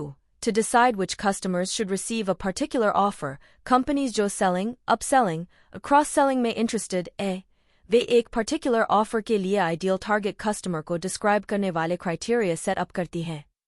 फिर वे अपने कस्टमर डेटाबेसेस में उन लोगों को सर्च करती हैं जो आइडियल से सबसे अधिक मिलते जुलते हैं। रिस्पॉन्स रेट्स को नोट करके एक कंपनी अपनी टारगेटिंग प्रिसिजन इंप्रूव कर सकती है। सेल के बाद यह एक्टिविटीज का एक ऑटोमैटिक सीक्वेंस सेटअप कर सकती है। 1 वीक बाद थैंक यू नोट ईमेल करें, 5 वीक्स बाद न्यू ऑफर ईमेल करें, 10 वीक्स बाद अगर कस्टमर ने रिस्पॉन्ड नहीं किया है स्पेशल डिस्काउंट का ऑफर ईमेल करें। 3. To depend customer loyalty. Companies customer preferences याद रखकर और अप्रोप्रिएट गिफ्ट्स, डिस्काउंट कूपन्स और इंटरेस्टिंग रीडिंग मटेरियल भेजकर इंटरेस्ट और इंथ्यूजियाज्म बिल्ड कर सकती हैं। 4. To reactivate customer purchases. Automatic mailing programmes, automatic marketing, birthday या anniversary cards, holiday shopping reminders या ऑफ सीजन प्रमोशंस भेज सकते हैं। डेटाबेस कंपनी को अट्रैक्टिव या टाइमली ऑफर्स बनाने में हेल्प कर सकता है। 5. To avoid serious customer mistakes. एक मेजर बैंक ने कई मिस्टेक्स कबूल की जो उसने अपने कस्टमर डेटाबेस का अच्छी तरह से यूज न करके की थीं। एक केस में बैंक ने एक कस्टमर से उसके मोर्गेज पर लेट पेमेंट के लिए पेनल्टी चार्ज किया, यह नोट करने में फेल हो गया कि वह एक कंपनी हेड करता था जो इस बैंक में एक मेजर डिपॉजिटर थी। कस्टमर ने बैंक छोड़ दी। दूसरे केस में बैंक के 2 अलग अलग स्टाफ मेंबर्स ने सैम मोर्गेज कस्टमर को अलग अलग प्राइसेस पर होम इक्विटी लोन ऑफर करने के लिए फोन किया। दोनों को नहीं पता था कि दूसरे ने कॉल किया था। तीसरे केस में बैंक ने एक प्रीमियम कस्टमर को दूसरे कंट्री में केवल स्टैंडर्ड सर्विस दी। डेटाबेस मार्केटिंग के नकारात्मक पहलू। डेटाबेस मार्केटिंग का सबसे अधिक उपयोग बिजनेस मार्केटर्स और सर्विस प्रोवाइडर्स द्वारा किया जाता है जो नियमित रूप से बड़ी मात्रा में कस्टमर डेटा कलेक्ट करते हैं, जैसे होटल्स, बैंक्स, एयरलाइंस और इंश्योरेंस, क्रेडिट कार्ड और फोन कंपनीज। अन्य प्रकार की कंपनीज जो डेटाबेस मार्केटिंग में इन्वेस्ट करती हैं वे हैं जो क्रॉस सेलिंग और अपसेलिंग जैसे GE और Amazon.com को फेवर करती हैं या जिनके कस्टमर्स की हाईली डिफरेंशिएटेड नीड्स हैं और वे कंपनी के लिए हाईली डिफरेंशिएटेड वैल्यू के हैं। हालांकि पैकेज गुड्स रिटेलर्स और consumer package goods companies database marketing का यूज कम फ्रिक्वेंटली करती हैं। कई, जैसे क्राफ्ट, क्वेकर ओट्स, रोल्स्टन पुरीना और नबिस्को, कुछ ब्रड्स के लिए डेटाबेसेस बिल्ड कर रही हैं। डेटाबेस मार्केटिंग के अपसाइड को कवर करने के बाद हमें डाउनसाइड को भी कवर करने की आवश्यकता है। 5 मेन प्रॉब्लम्स एक फर्म को डेटाबेस मार्केटिंग का इफेक्टिवली यूज करने से प्रिवेंट कर सकती हैं। 1. कुछ सिचुएशंस डेटाबेस मार्केटिंग के लिए कंड्यूसिव नहीं होती। एक कस्टमर डेटाबेस बिल्ड करना वर्थवाइल नहीं हो सकता है जब 1. प्रोडक्ट एक once in a lifetime purchase है, एक ग्रैंड पियानो। 2. कस्टमर्स एक ब्रांड के प्रति बहुत कम लॉयल्टी शो करते हैं, बहुत अधिक कस्टमर चर्न होता है। 3. यूनिट सेल बहुत स्मॉल है, एक कैंडी बार, इसलिए कस्टमर लाइफ टाइम वैल्यू कम है। 4. इन्फॉर्मेशन गैदर करने की कॉस्ट बहुत अधिक है। और 5. सेलर और अल्टीमेट बायर के बीच कोई डायरेक्ट कॉन्टैक्ट नहीं है। 2. एक कस्टमर डेटाबेस बिल्ड और मेंटेन करने के लिए एक बड़े इन्वेस्टमेंट की आवश्यकता होती है। Computer hardware, database software, analytical programs, communication links और स्किल्ड स्टाफ कॉस्टली हो सकते हैं। सही डेटा कलेक्ट करना मुश्किल है, खासकर इंडिविजुअल कस्टमर्स के साथ कंपनी इंटरैक्शन के सभी अकेजन को कैप्चर करना। डेलोइट कंसल्टिंग ने पाया कि 70% फर्म्स ने customer relationship management (CRM) implement करने से बहुत कम या कोई इम्प्रूवमेंट एक्सपीरियंस नहीं की क्योंकि सिस्टम पुअरली डिजाइन था, यह बहुत एक्सपेंसिव हो गया, यूजर्स ने इसका अधिक यूज नहीं किया या अधिक बेनिफिट रिपोर्ट नहीं किया, और कोलैबोरेटर्स ने इसे इग्नोर कर दिया। कभी कभी companies mistakenly customer contact processes पर कॉन्सेंट्रेट करती हैं, इंटरनल स्ट्रक्चर्स और सिस्टम्स में कोरस्पॉन्डिंग चेंजेस किए बिना। 3. कर्मचारी कस्टमर ओरिएंटेड बनने और अवेलेबल इन्फॉर्मेशन का यूज करने का विरोध कर सकते हैं। कर्मचारियों को CRM प्रैक्टिस करने की तुलना में traditional transaction marketing carry on करना बहुत आसान लगता है। इफेक्टिव डेटाबेस मार्केटिंग के लिए कर्मचारियों के साथ साथ डीलर्स और सप्लायर्स को मैनेज और ट्रेन करना आवश्यक है। 4. सभी कस्टमर्स कंपनी के साथ रिलेशनशिप नहीं चाहते हैं। कुछ इस बात से नाराज हो सकते हैं कि कंपनी ने उनके बारे में इतनी पर्सनल इन्फॉर्मेशन कलेक्ट की है। ऑनलाइन कंपनीज को अपनी प्राइवेसी पॉलिसीज एक्सप्लेन करनी चाहिए और कंज्यूमर्स को अपनी इन्फॉर्मेशन स्टोर न करवाने का राइट देना चाहिए। यूरोपियन कंट्रीज डेटाबेस मार्केटिंग को फेवरेबली नहीं देखते हैं और कंज्यूमर्स की प्राइवेट इन्फॉर्मेशन के प्रोटेक्टिव हैं। यूरोपियन यूनियन ने एक लॉ पास किया जिससे उसके 28 मेंबर कंट्रीज में डेटाबेस मार्केटिंग की ग्रोथ हैंडीकैप हो गई। 5. CRM के पीछे के अजम्पशंस हमेशा ट्रू नहीं हो सकते हैं। हाई वॉल्यूम कस्टमर्स अक्सर कंपनी के लिए अपनी वैल्यू जानते हैं और प्रीमियम सर्विस और या प्राइस डिस्काउंट्स एक्सट्रैक्ट करने के लिए इसका लेवरेज कर सकते हैं, इसलिए उन्हें सर्व करना फर्म के लिए लेस कॉस्ट नहीं हो सकता है। लॉयल कस्टमर्स दूसरे कस्टमर्स पर लैविश्ड अटेंशन से जेलस भी हो सकते हैं। जब eBay ने IBM, डिज्नी और सीयर्स जैसे बड़े कॉर्पोरेट कस्टमर्स का पीछा करना शुरू किया, तो कुछ मॉम एंड पॉप बिजनेसेस जिन्होंने ब्रांड बिल्ड करने में हेल्प की थी, उन्होंने अबैंडन महसूस किया। लॉयल कस्टमर्स भी नेसेसरीली ब्रांड के लिए बेस्ट एम्बेसडर्स नहीं हो सकते हैं। एक स्टडी में पाया गया कि जो लोग बिहेवियरल लॉयल्टी पर हाई स्कोर करते थे और कंपनी के बहुत सारे प्रोडक्ट्स खरीदते थे, वे उन कस्टमर्स की तुलना में less active word of mouth marketers थे जो एटीट्यूडनल लॉयल्टी पर हाई स्कोर करते थे और फर्म के प्रति अधिक कमिटमेंट एक्सप्रेस करते थे। जब यह वर्क करता है, तो एक डेटा वेयरहाउस अपनी कॉस्ट से अधिक यील्ड करता है, लेकिन डेटा अच्छी कंडीशन में होनी चाहिए और डिस्कवर्ड रिलेशनशिप्स वैलिड और कंज्यूमर्स के लिए एक्सेप्टेबल होने चाहिए। सेल्स फोर्स डिजाइन करना। डायरेक्ट मार्केटिंग का ओरिजिनल और oldest form field sales call है। प्रोस्पेक्ट्स को लोकेट करने, उन्हें कस्टमर्स में डेवलप करने और बिजनेस को ग्रो करने के लिए अधिकांश इंडस्ट्रियल कंपनीज एक प्रोफेशनल सेल्स फोर्स पर हेविली रिलाई करती हैं या मैन्युफैक्चरर्स, रिप्रेजेंटेटिव्स और एजेंट्स हायर करती हैं। कई कंज्यूमर कंपनीज जैसे ऑलस्टेट, एमवे, एवॉन, मैरी के, मेरिल लिंच और टपवेयर डायरेक्ट सेलिंग फोर्स का यूज करती हैं। यूएस फर्म्स सेल्स फोर्सेस और सेल्स फोर्स मटेरियल्स पर एनुअली $1 ट्रिलियन से अधिक स्पेंड करती हैं, किसी भी अन्य प्रमोशनल मेथड से अधिक। 2012 में टोटल वर्कफोर्स के 10% से अधिक लोग फुल टाइम सेल्स ऑक्यूपेशंस में वर्क करते थे, नॉन प्रॉफिट और फॉर प्रॉफिट दोनों में। उदाहरण के लिए, हॉस्पिटल्स और म्यूजियम्स फंडरेजर्स का यूज करते हैं डोनर्स से कॉन्टैक्ट करने और डोनेशन सॉलिसिट करने के लिए। यह कहते हुए कि सेलिंग हर कंपनी का कोर फंक्शन है, Boston Beer founder Jim Koch note करते हैं, without sales there is no business to manage. कई फर्म्स के लिए सेल्स फोर्स परफॉर्मेंस क्रिटिकल है। सोबी के संस्थापक जॉन बेलो, जिन्होंने सोबी को पोषक तत्वों से भरपूर चाय और जूस के रूप में पेश किया, ने कंपनी की सफलता के लिए अपनी सेल्स टीम को काफी श्रेय दिया है। बेलो का कहना है कि 150 सेल्स पीपल की सुपीरियर क्वालिटी और कंसिस्टेंट सेल्स एफर्ट्स ने सोबी को सफलता दिलाई। उनका एक सिंपल गोल था, सोबी सड़क पर जीता क्योंकि हमारे सेल्स पीपल वहां ज्यादा बार और ज्यादा संख्या में होते थे और वे कंपटीशन से कहीं ज्यादा मोटिवेटेड थे। सोबी की सेल्स टीम ने डिस्ट्रीब्यूशन चेन के हर लेवल पर काम किया। डिस्ट्रीब्यूटर लेवल पर स्टेडी कम्युनिकेशन ने सोबी को अन्य ब्रांड्स की तुलना में ज्यादा फोकस दिलाया। ट्रेड लेवल पर सीनियर सेल्स पीपल का रिटेल स्टोर्स जैसे 7-Eleven, कॉस्टको और सेफवे के साथ स्ट्रॉन्ग पर्सनल रिलेशनशिप्स था। इंडिविजुअल स्टोर लेवल पर सोबी की टीम हमेशा शेल्व्स को सेट करने, प्रोडक्ट को रीस्टॉक करने और पॉइंट ऑफ सेल डिस्प्लेस लगाने में व्यस्त रहती थी। बेलो के अनुसार किसी भी एंटरप्रेन्योरियल एंडेवर की सफलता सेल्स एग्जीक्यूशन पर निर्भर करती है। हालांकि मार्केटिंग प्रोग्राम्स में सेल्स फोर्स की इंपॉर्टेंस को कोई डिबेट नहीं करता, लेकिन कंपनियां सेल्स टीम को बनाए रखने की राइजिंग कॉस्ट्स को लेकर सेंसिटिव होती हैं, जिनमें salaries, commissions, bonuses, travel expenses और बेनिफिट्स शामिल हैं। इसी वजह से कंपनियां बेहतर सिलेक्शन, ट्रेनिंग, सुपरविजन, मोटिवेशन और कॉम्पेंसेशन के जरिए सेल्स फोर्स की प्रोडक्टिविटी बढ़ाने की कोशिश कर रही हैं। सेल्स रिप्रेजेंटेटिव शब्द 6 तरह की पोजीशंस को कवर करता है, जो सेलिंग की क्रिएटिविटी के हिसाब से होते हैं।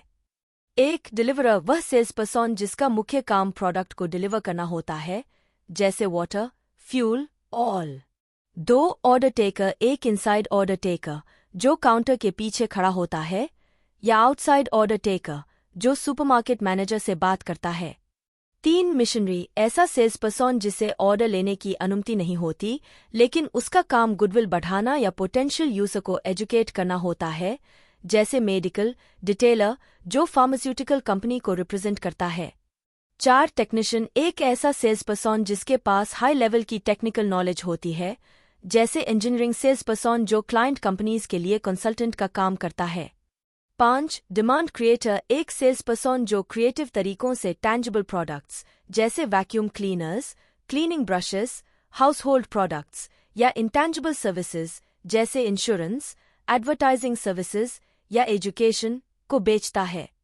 6. सोल्यूशन वेंडर, एक सेल्स पर्सन जिसकी एक्सपर्टीज कस्टमर की प्रॉब्लम को सॉल्व करने में होती है, अक्सर कंपनी के प्रोडक्ट्स और सर्विसेज के सिस्टम के साथ, उदाहरण के लिए कंप्यूटर और कम्युनिकेशन सिस्टम्स।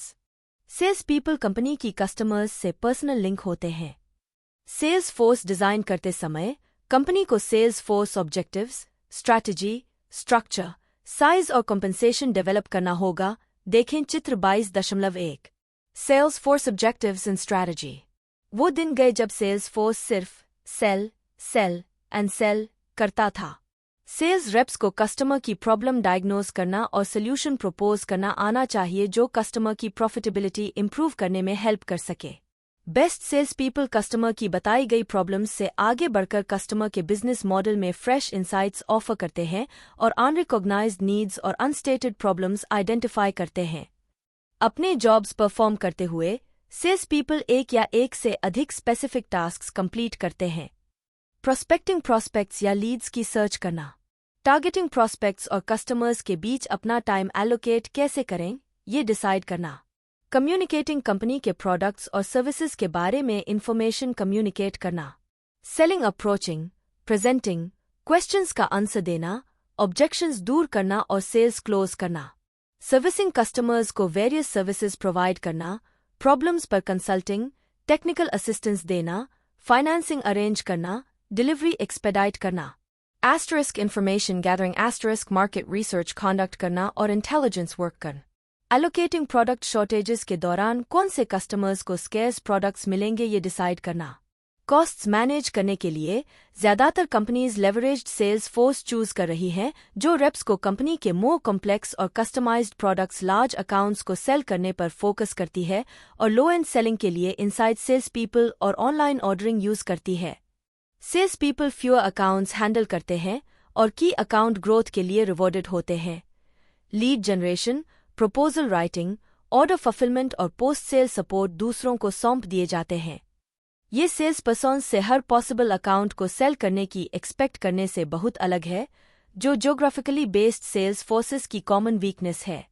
कंपनियों को सेल्स फोर्सेस को स्ट्रैटेजिकली डिप्लॉय करना चाहिए ताकि वे राइट कस्टमर्स को राइट टाइम पर राइट तरीके से कॉल करें, अकाउंट मैनेजर्स की तरह एक्ट करते हुए जो बाइंग और सेलिंग ऑर्गेनाइजेशंस के लोगों के बीच फ्रूटफुल कॉन्टैक्ट अरेंज करते हैं।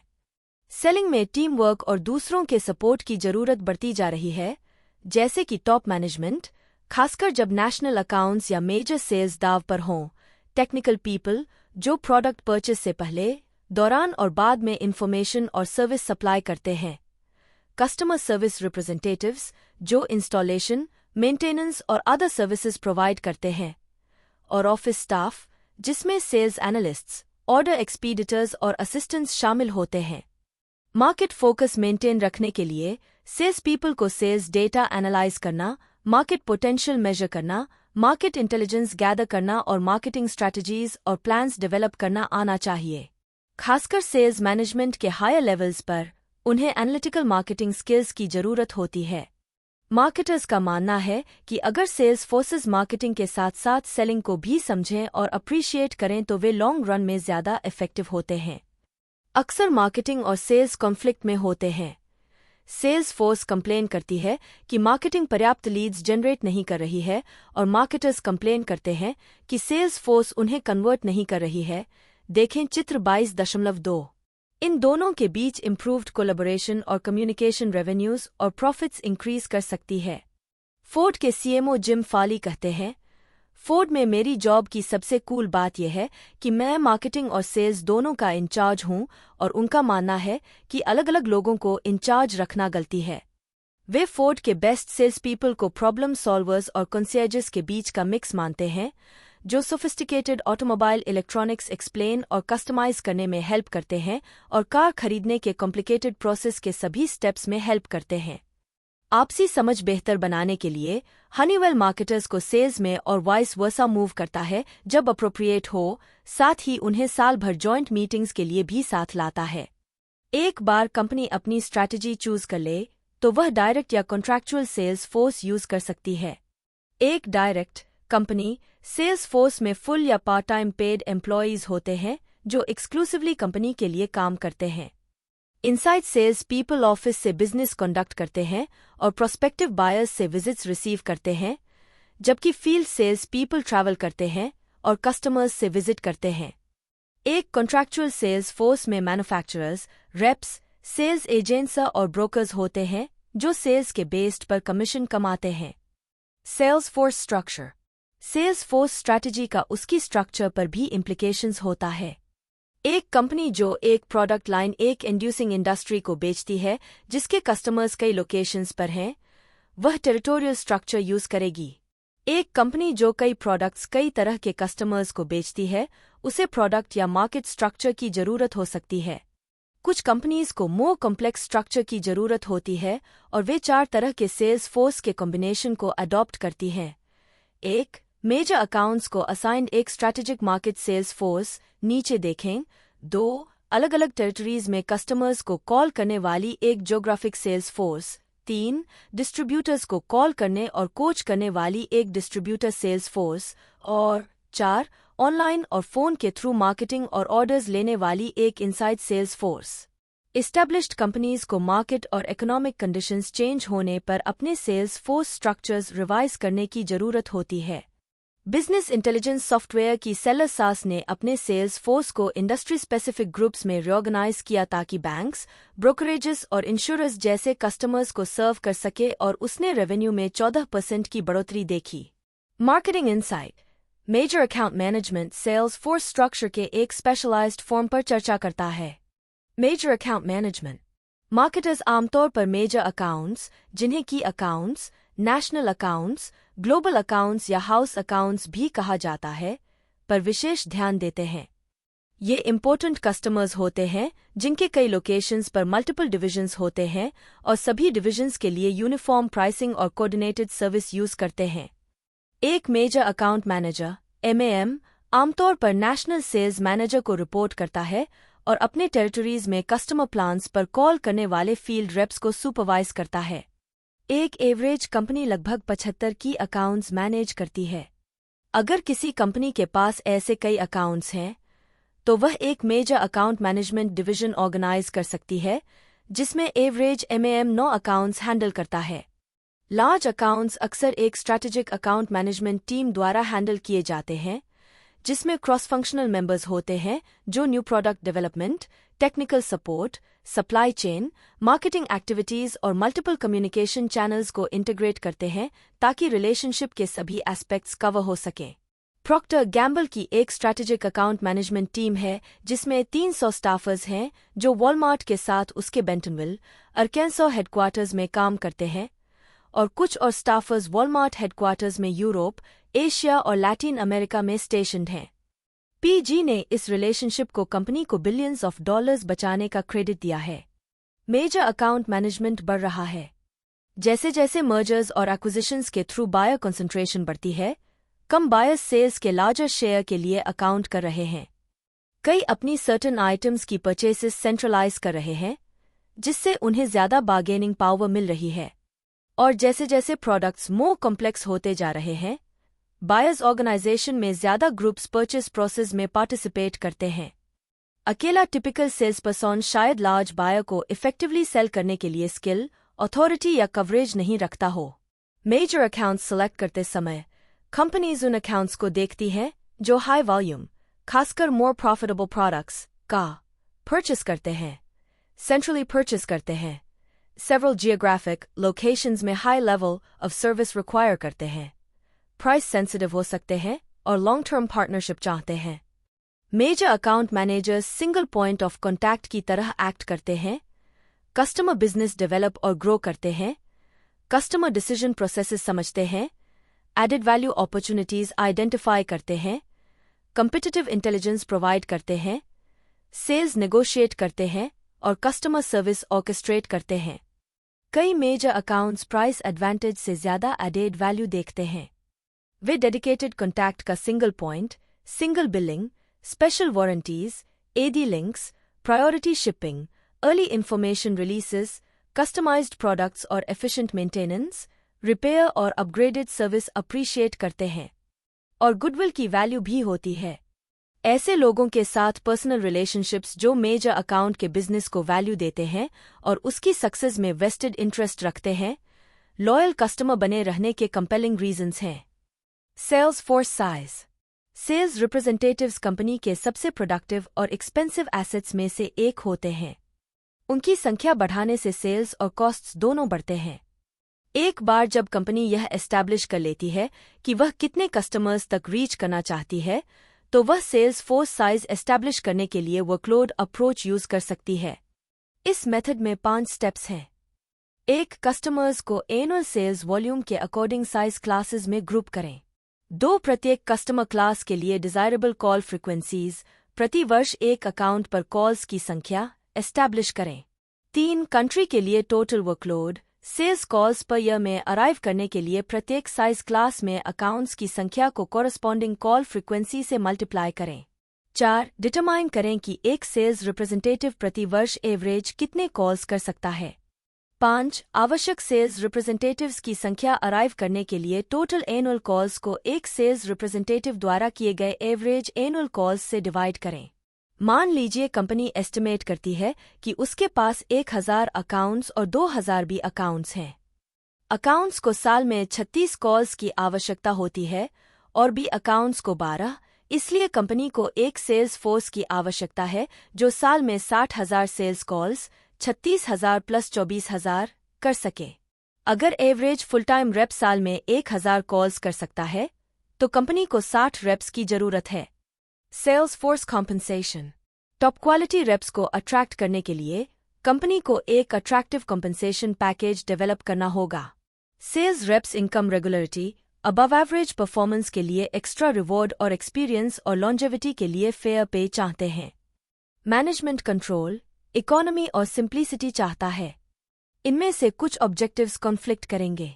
कोई आश्चर्य नहीं कि कॉम्पेंसेशन प्लान्स इंडस्ट्रीज के बीच और यहाँ तक कि इंडस्ट्रीज के भीतर भी ट्रेमेंडसली वेरी करते हैं। कंपनी को सेल्स फोर्स कॉम्पेंसेशन के 4 कंपोनेंट्स क्वांटिफाई करने होंगे। फिक्स्ड अमाउंट, एक सैलरी, इनकम स्टेबिलिटी की नीड को सेटिस्फाई करता है। वेरिएबल अमाउंट, चाहे कमीशंस, बोनस या प्रॉफिट शेयरिंग, एफर्ट को स्टिमुलेट और रिवॉर्ड करने का काम करता है। एक्सपेंस अलाउंसेस सेल्स रेप्स को कंपनी की बिहाफ पर ट्रैवल और एंटरटेनिंग के कॉस्ट्स मीट करने में एनेबल करते हैं। बेनिफिट्स, जैसे पेड वेकेशंस, सिकनेस या एक्सीडेंट बेनिफिट्स, पेंशन्स और health and life insurance, security और जॉब सेटिस्फैक्शन प्रोवाइड करते हैं। फिक्स्ड कॉम्पेंसेशन उन जॉब्स में कॉमन है जहां non selling to selling duties का रेशियो हाई होता है और जहां सेलिंग टास्क टेक्निकली कॉम्प्लेक्स होता है और टीम वर्क रिक्वायर करता है। वेरिएबल कॉम्पेंसेशन वहां बेस्ट वर्क करता है जहां सेल्स साइक्लिकल होती हैं या इंडिविजुअल इनिशिएटिव पर डिपेंड करती हैं। फिक्स्ड और वेरिएबल कॉम्पेंसेशन 3 बेसिक टाइप्स के कॉम्पेंसेशन प्लान्स को जन्म देते हैं: स्ट्रेट सैलरी, स्ट्रेट कमीशन और कॉम्बिनेशन सैलरी एंड कमीशन। एक सर्वे से पता चला है कि आधे से ज्यादा सेल्स रेप्स अपने कॉम्पेंसेशन का 40% या उससे ज्यादा वेरिएबल पे में रिसीव करते हैं। Straight salary plans secure income provide करते हैं, रेप्स को नॉन सेलिंग एक्टिविटीज कंप्लीट करने के लिए एनकरेज करते हैं और कस्टमर्स को ओवरस्टॉक करने के इंसेंटिव को रिड्यूस करते हैं। फर्म के लिए ये प्लान्स एडमिनिस्ट्रेटिव सिंप्लिसिटी और लोअर टर्नओवर डिलीवर करते हैं। जब सेमीकंडक्टर कंपनी माइक्रोचिप ने अपने सेल्स फोर्स के लिए कमीशंस ड्रॉप किए तो सेल्स में वास्तव में इंक्रीज हुई। Straight commission plans higher performers को अट्रैक्ट करते हैं, मोर मोटिवेशन प्रोवाइड करते हैं, लेस सुपरविजन रिक्वायर करते हैं और सेलिंग कॉस्ट्स कंट्रोल करते हैं। नेगेटिव साइड पर वे रिलेशनशिप बिल्ड करने के बजाय सेल गेट करने पर एम्फसाइज करते हैं। कॉम्बिनेशन प्लान्स दोनों प्लान्स के बेनिफिट्स फीचर करते हैं जबकि उनके डिसएडवांटेजेस को लिमिट करते हैं। प्लान्स जो fixed and variable pay combine करते हैं, वेरिएबल पोर्शन को wide variety of strategic goals से लिंक करते हैं। एक current trend gross profitability, customer satisfaction और कस्टमर रिटेंशन के फेवर में सेल्स वॉल्यूम को डी एम्फसाइज करता है। अदर कंपनीज रेप्स को पार्टली सेल्स टीम या यहाँ तक कि कंपनी वाइड परफॉर्मेंस पर रिवॉर्ड करती हैं, जिससे उन्हें कॉमन गुड के लिए एक साथ काम करने के लिए मोटिवेट किया जाता है। सेल्स फोर्स को मैनेज करना। अपने सेल्स फोर्स को मैनेज करने के लिए company recruiting, selecting, training, supervising, motivating और सेल्स रिप्रेजेंटेटिव्स का इवैल्यूएटिंग करने में वेरियस पॉलिसीज और प्रोसीजर्स द्वारा गाइड होती है। देखें चित्र 22.3। रिप्रेजेंटेटिव्स की रिक्रूटिंग और सेलेक्टिंग। किसी भी सक्सेसफुल सेल्स फोर्स के हार्ट में एप्रोप्रिएटली सिलेक्टेड रिप्रेजेंटेटिव्स होते हैं। एक सर्वे से पता चला है कि टॉप 25% सेल्स फोर्स 52% से अधिक सेल्स लाती है। गलत लोगों को हायर करना बहुत बड़ा वेस्ट है। सभी इंडस्ट्रीज के लिए सेल्स रेप्स का एवरेज एनुअल टर्नओवर रेट लगभग 20% है। सेल्स फोर्स टर्नओवर से लॉस्ट सेल्स होती हैं, रिप्लेसमेंट्स को ढूंढने और ट्रेन करने का एक्सपेंस होता है और अक्सर एग्जिस्टिंग सेल्स पीपल पर स्लैक पिकअप करने का प्रेशर होता है। स्टडीज ने हमेशा एक तरफ सेल्स परफॉर्मेंस और दूसरी तरफ बैकग्राउंड और experience variables, current status, lifestyle, attitude, personality और स्किल्स के बीच स्ट्रॉन्ग रिलेशनशिप नहीं दिखाई है। सेल्स में हाई परफॉर्मेंस के more effective predictors composite tests और असेसमेंट सेंटर्स हैं जो वर्किंग एनवायरनमेंट सिमुलेट करते हैं और एप्लीकेंट्स को ऐसे एनवायरनमेंट में असेस करते हैं जो उनके वर्क करने वाले एनवायरनमेंट के सिमिलर होता है। हालांकि फॉर्मल टेस्ट्स के scores personal characteristics, references, past employment history और इंटरव्यू रिएक्शंस वाले सेट में केवल एक एलिमेंट होते हैं, उन्हें IBM, प्रूडेंशियल और प्रॉक्टर गैम्बल जैसी कंपनीज द्वारा काफी हेविली वेटेड किया गया है। जिलेट का दावा है कि टेस्ट्स ने टर्नओवर रिड्यूस की है और स्कोर्स नए रेप्स की प्रोग्रेस के साथ वेल कोरिलेट हुए हैं। सेल्स रिप्रेजेंटेटिव्स की ट्रेनिंग और सुपरवाइजिंग। आज के कस्टमर्स सेल्स पीपल से deep product knowledge, operations improve करने के लिए आइडियाज ऐड करने और एफिशिएंट और रिलायबल होने की एक्सपेक्ट करते हैं। इन डिमांड्स के कारण कंपनीज को सेल्स ट्रेनिंग में बहुत ज्यादा इन्वेस्टमेंट करनी पड़ रही है। नए रेप्स ट्रेनिंग में कुछ वीक्स से लेकर कई मंथ्स तक स्पेंड कर सकते हैं। Medium training period industrial products companies में 28 वीक्स, सर्विस कंपनीज में 12 और कंज्यूमर प्रोडक्ट्स कंपनीज में 4 होती है। ट्रेनिंग टाइम सेलिंग टास्क की कॉम्प्लेक्सिटी और रिक्रूट के टाइप के साथ वेरी करती है। ट्रेनिंग के नए मेथड्स लगातार इमर्ज हो रहे हैं, जैसे प्रोग्राम्ड लर्निंग, डिस्टेंस लर्निंग और वीडियोज का यूज। कुछ फर्म्स रेप्स को कस्टमर्स, सिचुएशंस और मोटिव्स के साथ आइडेंटिफाई करने में हेल्प करने के लिए रोल प्लेइंग और सेंसिटिविटी या एम्पैथी ट्रेनिंग यूज करती हैं। रेप्स जिन्हें मोस्टली कमीशन पर पे किया जाता है, उन्हें जनरली लेस सुपरविजन मिलती है। जो सैलरीड होते हैं और डेफिनेट अकाउंट्स कवर करने होते हैं, उन्हें सब्सटैंशियल सुपरविजन मिलने की संभावना होती है। मल्टीलेवल सेलिंग के साथ, जिसका यूज एवॉन, सारा ली, वर्जिन और अन्य करते हैं, इंडिपेंडेंट डिस्ट्रीब्यूटर्स भी कंपनी प्रोडक्ट्स सेल करने वाली अपनी सेल्स फोर्स के इंचार्ज होते हैं। इन इंडिपेंडेंट कॉन्ट्रैक्टर्स या रेप्स को न केवल अपनी सेल्स पर बल्कि उनके द्वारा रिक्रूट और ट्रेन किए गए लोगों की सेल्स पर भी कमीशन पे की जाती है। Sales rep productivity. किसी कंपनी को एक पर्टिकुलर अकाउंट पर साल में कितने कॉल्स करने चाहिए? कुछ रिसर्च सजेस्ट करती है कि आज के सेल्स रेप्स छोटे, कम प्रॉफिटेबल अकाउंट्स को सेल करने में बहुत ज्यादा टाइम स्पेंड करते हैं, बजाय बड़े, ज्यादा प्रॉफिटेबल अकाउंट्स पर फोकस करने के। प्रोस्पेक्ट कॉल्स के लिए नॉर्म्स अगर उन्हें अपने हिसाब से छोड़ दिया जाए, तो कई रेप्स अपना ज्यादातर टाइम करंट कस्टमर्स के साथ बिताएंगे जो नोन क्वांटिटीज हैं। रेप्स उन पर कुछ बिजनेस के लिए डिपेंड कर सकते हैं, जबकि एक प्रोस्पेक्ट शायद कभी कोई बिजनेस न दे। इसलिए कंपनीज अक्सर स्पेसिफाई करती हैं कि रेप्स को नए अकाउंट्स के लिए प्रोस्पेक्टिंग में कितना टाइम स्पेंड करना चाहिए। स्पेक्टर फ्रेड चाहता है कि उसके सेल्स रिप्रेजेंटेटिव्स अपना 25% टाइम प्रोस्पेक्टिंग में स्पेंड करें और 3 अनसक्सेसफुल कॉल्स के बाद स्टॉप कर दें। कुछ कंपनीज न्यू इंटरेस्ट क्रिएट करने और नए अकाउंट्स ओपन करने के लिए मिशनरी सेल्स फोर्स पर रिलाई करती हैं। सेल्स टाइम का एफिशिएंटली यूज करना। एक दिन के दौरान रेप्स प्लान करते हैं, ट्रैवल करते हैं, वेट करते हैं, सेल करते हैं और एडमिनिस्ट्रेटिव टास्क्स परफॉर्म करते हैं। रिपोर्ट्स लिखना और बिलिंग करना, सेल्स मीटिंग्स अटेंड करना और कंपनी में दूसरों से प्रोडक्शन, डिलीवरी, बिलिंग और सेल्स परफॉर्मेंस के बारे में बात करना। इसमें कोई आश्चर्य नहीं कि face to face selling total working time के सिर्फ 29% के लिए अकाउंट करती है। बेस्ट सेल्स रेप्स अपने टाइम को एफिशिएंटली मैनेज करते हैं। टाइम एंड ड्यूटी एनालिसिस और एक्टिविटीज के आबाया ब्रेकडाउन्स उन्हें यह समझने में हेल्प करते हैं कि वे अपना टाइम कैसे स्पेंड करते हैं और वे अपनी प्रोडक्टिविटी कैसे इंक्रीज कर सकते हैं। कंपनीज लगातार सेल्स फोर्स प्रोडक्टिविटी इंप्रूव करने की कोशिश करती हैं। कॉस्ट्स कट करने, अपने आउटसाइड सेल्स फोर्स पर टाइम डिमांड्स रिड्यूस करने और टेक्नोलॉजिकल इनोवेशंस का लेवरेज करने के लिए कई ने अपने इनसाइड सेल्स फोर्स के साइज और रिस्पॉन्सिबिलिटीज इंक्रीज किए हैं। इनसाइड सेलिंग इन-पर्सन सेलिंग से लेस एक्सपेंसिव है और तेजी से ग्रो कर रही है।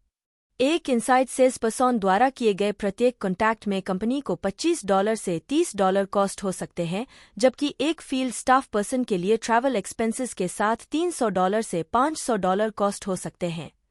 वर्चुअल मीटिंग सॉफ्टवेयर जैसे वेबएक्स, कम्युनिकेशन टूल्स जैसे स्काइप और सोशल मीडिया साइट्स जैसे लिंक्डइन, फेसबुक और ट्विटर फ्यू या no face to face meetings के साथ सेल करना आसान बनाते हैं। और इनसाइड सेलर्स को ऑफिस में होने की भी जरूरत नहीं है। एक ग्रोइंग परसेंटेज घर से काम करते हैं।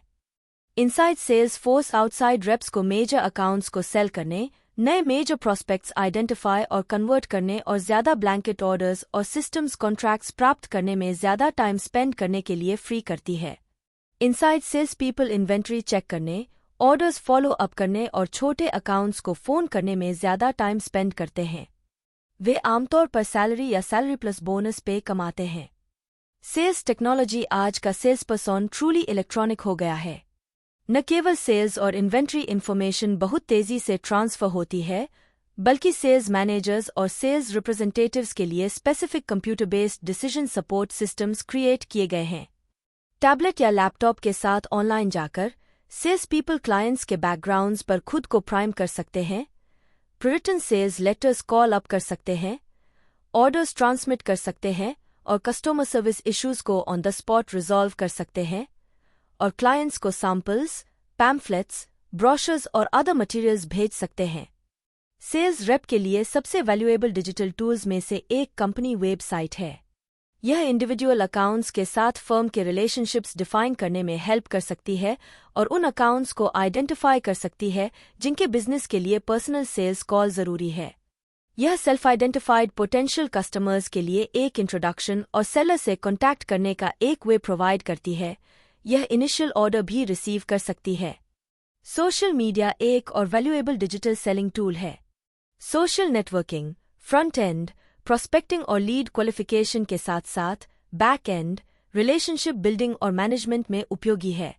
जब वर्चुअल मीटिंग्स कंपनी पीजीआई के एक B2B sales rape various keywords के लिए ट्विटर ट्वीट्स मॉनिटर कर रहा था, उसने नोटिस किया कि एक कंपनी के किसी व्यक्ति ने वेब कॉन्फ्रेंसिंग के साथ डिसैटिस्फैक्शन के बारे में ट्वीट किया।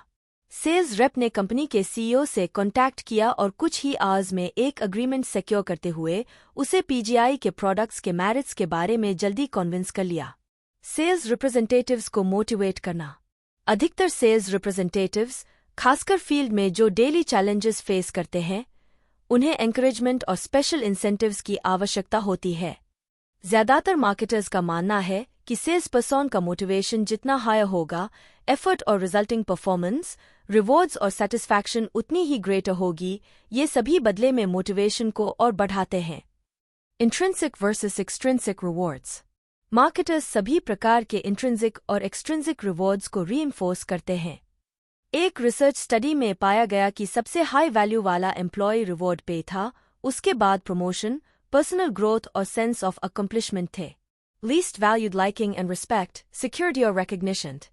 दूसरे शब्दों में, सेल्स पीपल पे और आगे बढ़ने और अपनी इंट्रिंसिक नीड्स सेटिस्फाई करने के चांस से हाईली मोटिवेटेड होते हैं और वे कॉम्प्लीमेंट्स और सिक्योरिटी से कम मोटिवेटेड हो सकते हैं। कुछ फर्म्स सेल्स एफर्ट बढ़ाने के लिए सेल्स कॉन्टेस्ट्स यूज करती हैं।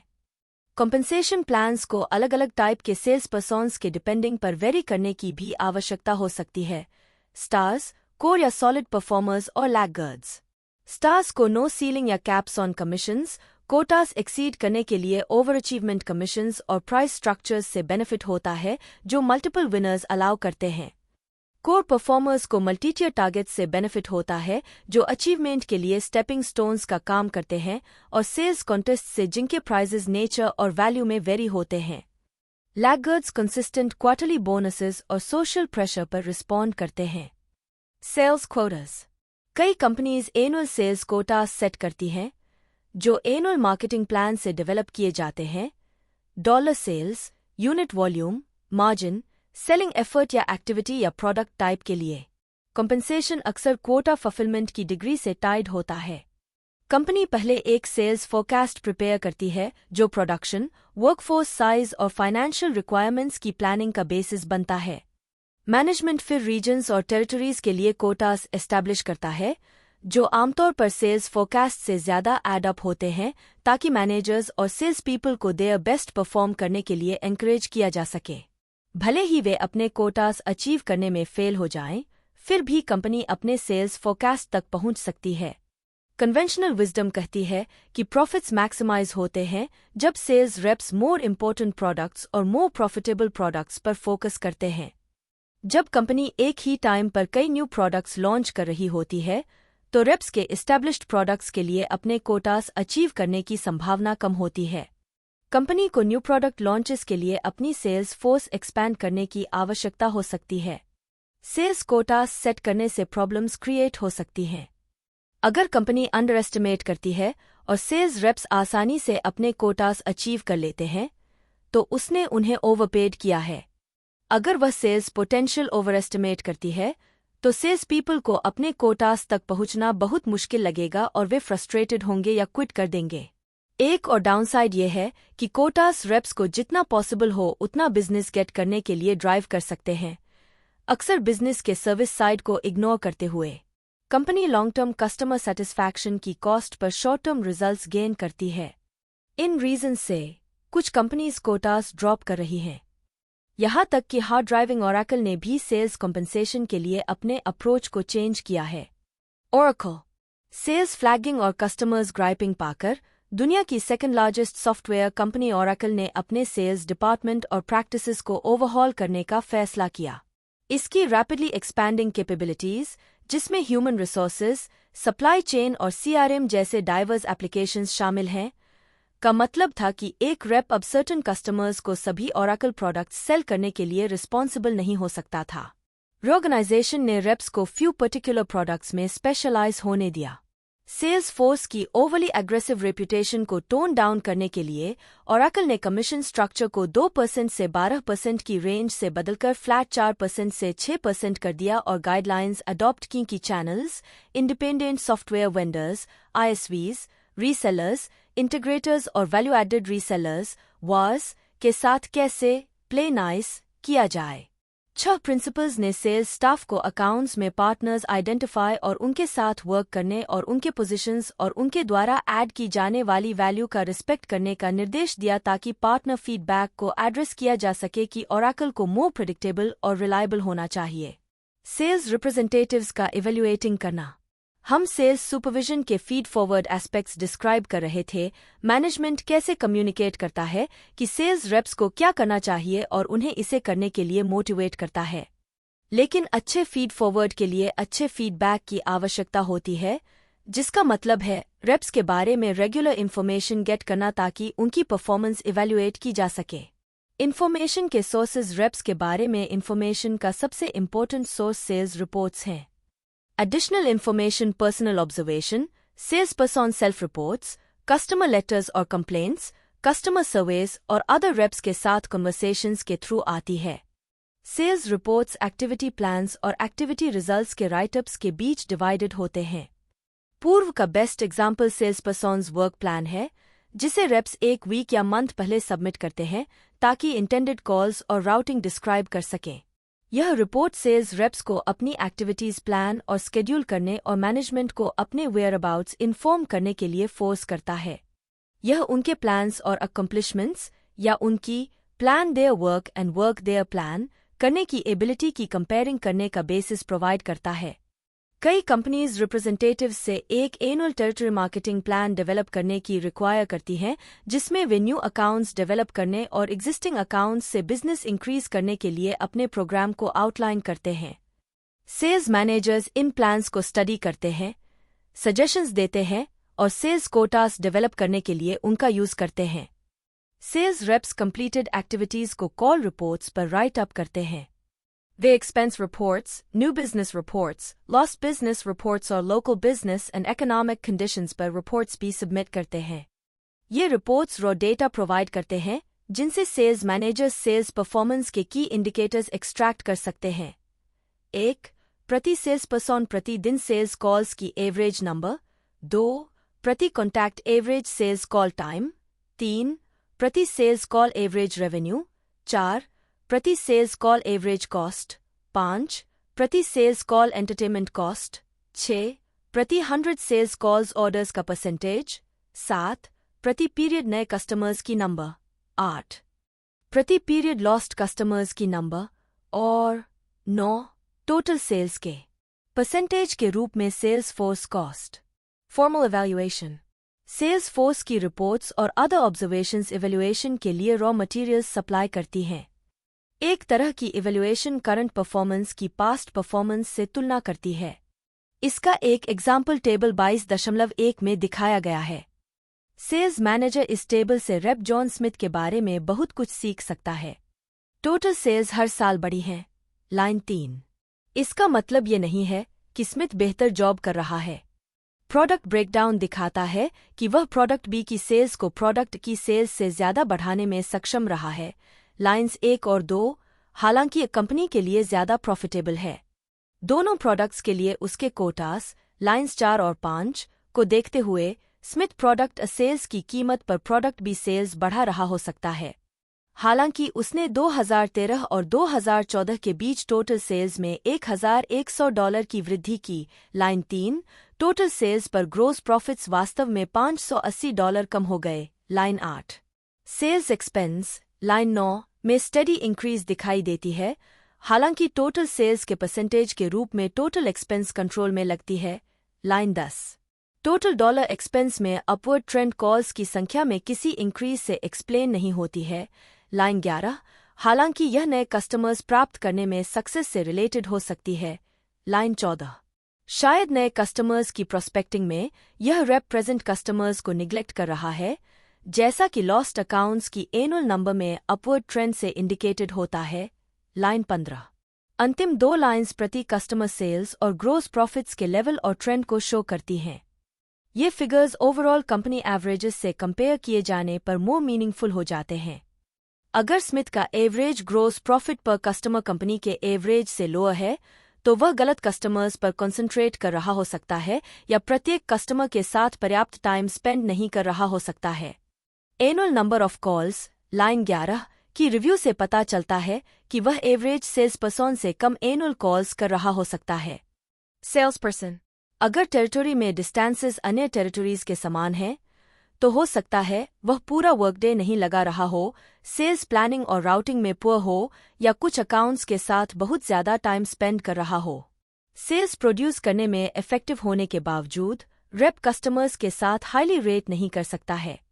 सक्सेस मिल सकती है क्योंकि कॉम्पिटिटर्स के सेल्स पीपल इन्फीरियर हैं, रेप का प्रोडक्ट बेहतर है, या नए कस्टमर्स हमेशा उन लोगों को रिप्लेस करने के लिए मिल जाते हैं जो रेप को डिसलाइक करते हैं। मैनेजर्स मेल क्वेश्चनेयर्स या टेलीफोन कॉल्स के द्वारा सेल्स पर्सन, प्रोडक्ट और सर्विस के बारे में कस्टमर ओपिनियंस प्राप्त कर सकते हैं। सेल्स रेप्स एक सेल्स कॉल की सक्सेस या फेलियर एनालाइज कर सकते हैं और यह भी कि वे सब्सिक्वेंट कॉल्स पर ऑड्स कैसे इंप्रूव करेंगे। उनकी performance internal factors, effort, ability और स्ट्रैटेजी और या external factors, task and luck से रिलेटेड हो सकती है। पर्सनल सेलिंग के प्रिंसिपल्स। पर्सनल सेलिंग एक एंशिएंट आर्ट है। हालांकि आज के इफेक्टिव सेल्स पीपल के पास सिर्फ इंस्टिंक्ट से ज्यादा होता है। कंपनीज अब हर साल सैकड़ों मिलियंस ऑफ डॉलर्स उन्हें एनालिसिस और कस्टमर मैनेजमेंट के मेथड्स में ट्रेन करने और उन्हें पैसिव ऑर्डर टेकर्स से एक्टिव ऑर्डर गेटर्स में ट्रांसफॉर्म करने के लिए स्पेंड करती हैं। रेप्स को प्रोस्पेक्ट्स से कई तरह के क्वेश्चंस पूछकर लॉन्ग टर्म रिलेशनशिप्स बिल्ड करने के लिए स्पिन मेथड सिखाया जाता है। एक सिचुएशन क्वेश्चंस ये फैक्ट्स के बारे में पूछते हैं या बायर की प्रेजेंट सिचुएशन एक्सप्लोर करते हैं। उदाहरण के लिए, आप अपने कस्टमर्स को इनवॉइस करने के लिए किस सिस्टम का यूज कर रहे हैं। 2 प्रॉब्लम क्वेश्चंस ये प्रॉब्लम्स, डिफिकल्टीज और डिसैटिस्फैक्शन से डील करते हैं जो बायर एक्सपीरियंस कर रहा है। उदाहरण के लिए, सिस्टम के कौन से पार्ट्स एरर्स क्रिएट करते हैं। 3 इम्प्लीकेशन क्वेश्चंस ये बायर की प्रॉब्लम्स, डिफिकल्टीज या डिसैटिस्फैक्शंस के कॉन्सिक्वेंसेस या इफेक्ट्स के बारे में पूछते हैं। उदाहरण के लिए, यह प्रॉब्लम आपके लोगों की प्रोडक्टिविटी को कैसे अफेक्ट करती है। 4 नीड पे ऑफ क्वेश्चंस ये प्रपोज्ड सॉल्यूशन की वैल्यू या यूजफुलनेस के बारे में पूछते हैं। उदाहरण के लिए, अगर हमारी कंपनी आपको एरर्स 80% तक रिड्यूस करने में हेल्प कर सकती है, तो आप कितना सेव करेंगे। ज्यादातर सेल्स ट्रेनिंग प्रोग्राम्स किसी भी इफेक्टिव सेल्स प्रोसेस में मेजर स्टेप्स पर अग्री करते हैं। हम इन स्टेप्स को फिगर 22.4 में शो करते हैं और आगे इंडस्ट्रियल सेलिंग में उनके एप्लीकेशन पर चर्चा करते हैं। ध्यान दें कि इन सेलिंग प्रैक्टिसेस का एप्लीकेशन दुनिया के अलग अलग हिस्सों में वेरी कर सकता है। फाइजर को लैटिन अमेरिका में नॉर्थ अमेरिका की तुलना में बहुत डिफरेंटली सेल करना पड़ता है। 6 steps. Prospecting and qualifying. Selling में पहला स्टेप प्रोस्पेक्ट्स को आइडेंटिफाई और क्वालिफाई करना है। ज्यादा कंपनीज लीड्स ढूंढने और क्वालिफाई करने की रिस्पॉन्सिबिलिटी ले रही हैं ताकि सेल्स पीपल अपना एक्सपेंसिव टाइम वो करने में यूज कर सकें जो वे बेस्ट करते हैं। सेलिंग IBM लीड्स को BART एक्रोनिम के अकॉर्डिंग क्वालिफाई करता है। क्या कस्टमर के पास नेसेसरी बजट है, खरीदने का अथॉरिटी है, प्रोडक्ट या सर्विस के लिए कंपेलिंग नीड है और डिलीवरी के लिए एक टाइमलाइन है जो पॉसिबल टाइमलाइन के साथ अलाइन हो। मार्केटर्स आजकल BART से आगे बढ़ रहे हैं और क्वालिफाइड लीड्स की अपनी परस्यूट में इंक्रीजिंगली सोफिस्टिकेटेड होते जा रहे हैं। एक software firm, Infer, customer leads rate करने के लिए 150 अलग अलग सिग्नल्स यूज करती है, जिसमें dozens of online data feeds शामिल हैं। प्रोस्पेक्ट्स की हायरिंग प्रैक्टिसेस, जॉब बोर्ड्स और कस्टमर्स और एम्प्लॉयज के सैम्पल ट्वीट्स जैसे डाइवर्स इनपुट्स का यूज करके कंपनी का सॉफ्टवेयर प्रोस्पेक्ट्स को वर्थ अ कॉल या ऑफर के रूप में क्लासिफाई करता है या नहीं। अप्रोच। सेल्स पर्सन को प्रोस्पेक्ट कंपनी, उसे क्या चाहिए, परचेज डिसीजन में कौन पार्ट लेता है और उसके बायर्स, पर्सनल कैरेक्टरिस्टिक्स और बाइंग स्टाइल्स के बारे में जितना पॉसिबल हो उतना लर्न करने की जरूरत है। कंपनी में परचेसिंग प्रोसेस कैसे कंडक्ट किया जाता है, यह कैसे स्ट्रक्चर्ड है। बड़ी कंपनीज में कई परचेसिंग डिपार्टमेंट्स को स्ट्रैटेजिक सप्लाई डिपार्टमेंट्स में एलिवेट किया गया है, जिनकी प्रैक्टिसेस ज्यादा प्रोफेशनल हैं। सेंट्रलाइज्ड परचेसिंग से बड़े सप्लायर्स को एडवांटेज मिल सकता है जो कंपनी की सभी नीड्स पूरी कर सकें। साथ ही कुछ कंपनीज छोटी आइटम्स जैसे कॉफी मेकर्स, ऑफिस सप्लाईज और अदर इनएक्सपेंसिव नेसेसिटीज के लिए परचेसिंग डिसेंट्रलाइज भी कर रही है। सेल्स रेप को परचेसिंग प्रोसेस को हु, व्हेन, वेयर, हाउ और वाई के टर्म्स में अच्छी तरह समझना चाहिए ताकि कॉल ऑब्जेक्टिव सेट किए जा सकें। प्रोस्पेक्ट को क्वालिफाई करना, इंफॉर्मेशन गैदर करना या इमीडिएट सेल करना। एक और task based contact approach choose करना है। Personal visit, phone call, email या लेटर। सही अप्रोच क्रूशल है क्योंकि सेल्स रेप्स के लिए परचेसिंग एजेंट्स, फिजिशियंस और अदर टाइम स्टाफ्ड और इंटरनेट एनेबल्ड पोटेंशियल कस्टमर्स के ऑफिसेज में एंटर करना मुश्किल हो गया है। अंत में सेल्स पर्सन को अकाउंट के लिए ओवरऑल सेल्स स्ट्रैटेजी प्लान करनी चाहिए। Presentation and demonstration. Sales person buyer को प्रोडक्ट की स्टोरी बताता है, फीचर्स, एडवांटेजेस, बेनिफिट्स और वैल्यू एफएबीवी अप्रोच यूज करके। फीचर्स मार्केट ऑफरिंग के फिजिकल कैरेक्टरिस्टिक्स डिस्क्राइब करती हैं, जैसे चिप प्रोसेसिंग स्पीड्स या मेमोरी कैपेसिटी। एडवांटेजेस डिस्क्राइब करती हैं कि फीचर्स कस्टमर को एज क्यों देती हैं। बेनिफिट्स इकोनॉमिक, टेक्निकल, सर्विस और सोशल प्लसेस डिस्क्राइब करती हैं जो डिलीवर्ड होते हैं। वैल्यू ऑफरिंग की वर्थ डिस्क्राइब करती है, अक्सर मॉनेटरी टर्म्स में। सेल्स पीपल अक्सर प्रोडक्ट फीचर्स, एक प्रोडक्ट ओरिएंटेशन पर बहुत ज्यादा टाइम स्पेंड करते हैं और बेनिफिट्स और वैल्यू, एक कस्टमर ओरिएंटेशन पर पर्याप्त टाइम नहीं देते, खासकर जब इंडिविजुअलाइज्ड या प्रीमियम प्राइस्ड प्रोडक्ट्स सेल कर रहे हों और हाईली कम्पिटिटिव मार्केट्स में हों। प्रोस्पेक्टिव क्लाइंट के लिए पिच हाईली रेलेवेंट, एंगेजिंग और कंपेलिंग होना चाहिए। हमेशा एक और कंपनी होती है जो उस बिजनेस को लेने के लिए वेट कर रही होती है। ऑब्जेक्शंस को दूर करना।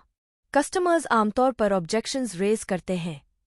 साइकोलॉजिकल रेजिस्टेंस में इंटरफेरेंस का रेजिस्टेंस, इस्टेब्लिश्ड सप्लाई सोर्सेज या ब्रदसा के लिए प्रेफरेंस, एपैथी, कुछ छोड़ने की रिलक्टेंस, सेल्स रेप द्वारा बनाई गई unpleasant associations, predetermined ideas, decisions लेने की डिसलाइक और मनी के प्रति न्यूरोटिक एटीट्यूड शामिल हैं। Logical resistance price, delivery schedule या प्रोडक्ट या कंपनी कैरेक्टरिस्टिक्स के लिए ऑब्जेक्शंस हो सकती हैं। इन ऑब्जेक्शंस को हैंडल करने के लिए सेल्स पर्सन एक पॉजिटिव अप्रोच मेंटेन रखता है, बायर से ऑब्जेक्शन क्लैरिफाई करने के लिए कहता है, इस तरह से क्वेश्चंस पूछता है कि बायर अपने ऑब्जेक्शन का खुद आंसर दे, ऑब्जेक्शन की वैलिडिटी डिनाई करता है या उसे खरीदने के रीजन में बदल देता है। हालांकि प्राइस सबसे फ्रिक्वेंटली निगोशिएटेड इशू है, खासकर टाइट इकोनॉमिक टाइम्स में। अन्य इश्यूज में contract completion time, offered goods and services की quality, purchase volume, product safety और फाइनेंसिंग, रिस्क टेकिंग, प्रमोशन और टाइटल के लिए रिस्पॉन्सिबिलिटी शामिल हैं। सेल्स पीपल कभी कभी बहुत आसानी से हार मान लेते हैं जब कस्टमर्स डिस्काउंट डिमांड करते हैं।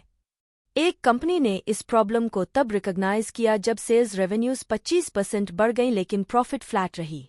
कंपनी ने अपने सेल्स पीपल को प्राइस कटिंग अपॉर्चुनिटीज के बजाय वैल्यू एडिंग अपॉर्चुनिटीज रिकॉग्नाइज करने के लिए ट्रेनिंग दी।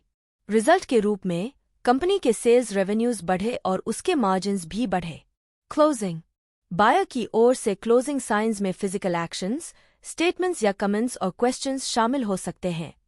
रेप्स ऑर्डर के लिए रिक्वेस्ट कर सकते हैं, अग्रीमेंट के पॉइंट्स रिकैपिचुलेट कर सकते हैं, ऑर्डर लिखने में हेल्प ऑफर कर सकते हैं, बायर से पूछ सकते हैं कि उसे अयाबी चाहिए, बायर से कलर या साइज जैसे माइनर चॉइसेस करवा सकते हैं या इंडिकेट कर सकते हैं कि अभी ऑर्डर प्लेस न करके बायर क्या लूज करेगा। सेल्स पर्सन क्लोज करने के लिए स्पेसिफिक इंड्यूसमेंट्स ऑफर कर सकता है, जैसे एडिशनल सर्विस, एक्स्ट्रा क्वांटिटी या टोकन गिफ्ट। अगर क्लाइंट अभी भी अग्री नहीं हो रहा है तो शायद सेल्स पर्सन सही एग्जीक्यूटिव के साथ इंटरैक्ट नहीं कर रहा है, किसी मोर सीनियर पर्सन के पास नेसेसरी अथॉरिटी हो सकती है। सेल्स पर्सन को ऑफरिंग की वैल्यू और यह क्लाइंट के फाइनेंशियल या अन्य प्रेशर्स को कैसे कम करता है, इसे रीइंफोर्स करने के लिए अदर वेज भी ढूंढने की आवश्यकता हो सकती है। Follow up and maintenance. Customer satisfaction और रिपीट बिजनेस इंश्योर करने के लिए follow up and maintenance necessary है। क्लोजिंग के तुरंत बाद सेल्स पर्सन को डिलीवरी टाइम, परचेस टर्म्स और कस्टमर के लिए इम्पोर्टेंट अन्य मैटर्स के बारे में सभी नेसेसरी डिटेल्स कंफर्म करने चाहिए। उसे डिलीवरी के बाद एक फॉलोअप कॉल शेड्यूल करनी चाहिए ताकि प्रॉपर इंस्टॉलेशन, इंस्ट्रक्शन और सर्विसिंग इंश्योर की जा सके और किसी भी प्रॉब्लम्स का पता लगाया जा सके, बायर को अपनी इंटरेस्ट का एश्योर दिया जा सके और किसी भी कॉग्निटिव डिसोनेंस को रिड्यूस किया जा सके। सेल्स पर्सन को अकाउंट के लिए एक maintenance and growth plan develop करना चाहिए। रिलेशनशिप मार्केटिंग, पर्सनल सेलिंग और नेगोशिएशन के प्रिंसिपल्स लार्जली ट्रांजैक्शन ओरिएंटेड होते हैं क्योंकि उनका पर्पस एक स्पेसिफिक सेल क्लोज करना होता है। लेकिन कई केसेस में कंपनी इमीडिएट सेल नहीं बल्कि एक long term supplier customer relationship चाहती है। आज के कस्टमर्स ऐसे सप्लायर्स प्रेफर करते हैं जो प्रोडक्ट्स और सर्विसेज का एक कोऑर्डिनेटेड सेट कई लोकेशंस पर सेल और डिलीवर कर सकें, जो अलग अलग लोकेशंस में प्रॉब्लम्स क्विकली सॉल्व कर सकें और जो प्रोडक्ट्स और प्रोसेसेस इंप्रूव करने के लिए कस्टमर टीम्स के साथ क्लोजली वर्क कर सकें। कि कस्टमर्स के साथ काम करने वाले सेल्स पीपल को सिर्फ ईमेल या कॉल करने से ज्यादा करना चाहिए। वे सिर्फ तभी कॉन्टैक्ट न करें जब उन्हें लगता है कि कस्टमर्स ऑर्डर्स प्लेस करने के लिए रेडी हो सकते हैं। उन्हें अदर टाइम्स पर भी कॉन्टैक्ट करना चाहिए और बिजनेस के बारे में यूजफुल सजेशंस देकर वैल्यू क्रिएट करनी चाहिए। उन्हें की अकाउंट्स मॉनिटर करने चाहिए, कस्टमर्स की प्रॉब्लम्स जाननी चाहिए और उन्हें कई वेज से सर्व करने के लिए रेडी रहना चाहिए, अलग अलग कस्टमर नीड्स या सिचुएशंस के अनुसार अडैप्ट और रिस्पॉन्ड करते हुए। रिलेशनशिप मार्केटिंग सभी सिचुएशंस में इफेक्टिव नहीं होती है, लेकिन जब यह राइट स्ट्रैटेजी होती है और प्रॉपर्ली इम्प्लीमेंट की जाती है तो ऑर्गेनाइजेशन अपने प्रोडक्ट्स को मैनेज करने जितना ही ध्यान अपने कस्टमर्स को मैनेज करने पर भी फोकस करेगी। सारांश, एक डायरेक्ट मार्केटिंग एक इंटरैक्टिव मार्केटिंग सिस्टम है जो किसी भी लोकेशन पर मेजरेबल रिस्पॉन्स या ट्रांजैक्शन प्राप्त करने के लिए एक या एक से अधिक मीडिया का यूज करता है। डायरेक्ट मार्केटिंग, खासकर इलेक्ट्रॉनिक मार्केटिंग, एक्सप्लोसिव ग्रोथ दिखा रहा है। 2 direct marketers objectives, target markets and prospects, offers और प्राइसेस डिसाइड करके कैंपेन्स प्लान करते हैं। फिर वे कैंपेन की सक्सेस डिटरमाइन करने के लिए मेजर्स टेस्ट और एस्टैब्लिश करते हैं। 3 डायरेक्ट मार्केटिंग के मेजर चैनल्स में face to face selling, direct mail, catalogue marketing, telemarketing, interactive TV, kiosks, websites और मोबाइल डिवाइसेस शामिल हैं। 4 कस्टमर रिलेशनशिप मैनेजमेंट के लिए अक्सर कस्टमर डाटाबेस बिल्ड करना और ट्रेंड्स, सेगमेंट्स और इंडिविजुअल नीड्स डिटेक्ट करने के लिए डेटा माइनिंग करना आवश्यक होता है। कई सिग्निफिकेंट रिस्क्स भी एग्जिस्ट करते हैं, इसलिए मार्केटर्स को सोच समझकर आगे बढ़ना चाहिए। 5 डाटाबेस मार्केटिंग के प्रोस और कॉन्स क्या हैं? 6 सेल्स पीपल कंपनी के कस्टमर्स से लिंक का काम करते हैं।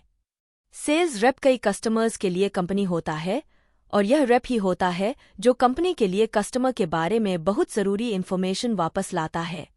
7 सेल्स फोर्स डिजाइन करने के लिए ऑब्जेक्टिव्स, स्ट्रैटेजी, स्ट्रक्चर, साइज और कंपनसेशन चूज करना आवश्यक होता है।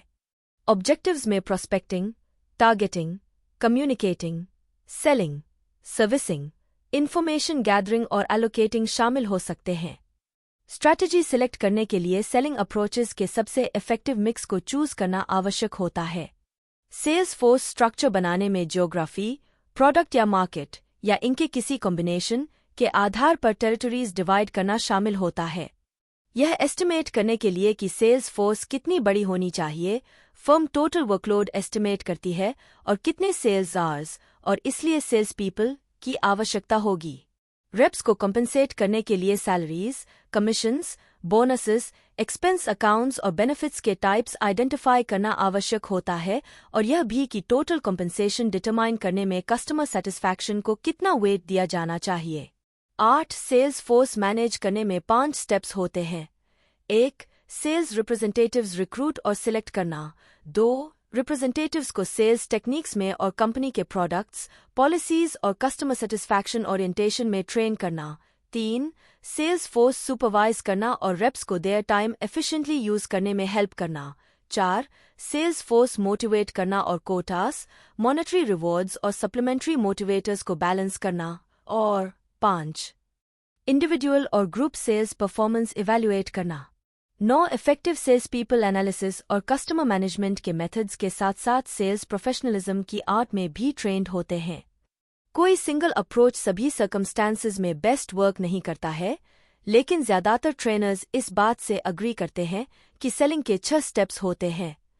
कस्टमर्स की prospecting and qualifying, approach, presentation and demonstration, objections दूर करना, क्लोजिंग और follow up and maintenance. Progressive corporation United states में ऑटो, मोटरसाइकिल, बोट और आरवी इंश्योरेंस के लार्जेस्ट प्रोवाइडर्स में से एक है। कंपनी की स्थापना 1937 में हुई थी और इसे इंडस्ट्री में सबसे इनोवेटिव में से एक माना जाता है। शुरुआत से ही इसका फिलॉसफी रहा है कि ऑटो इंश्योरेंस को किसी अन्य कंपनी की तरह नहीं अप्रोच किया जाए। प्रोग्रेसिव अपने यूनिक प्रोडक्ट ऑफरिंग्स और सर्विसेज के थ्रू नए कस्टमर्स को अट्रैक्ट करता है।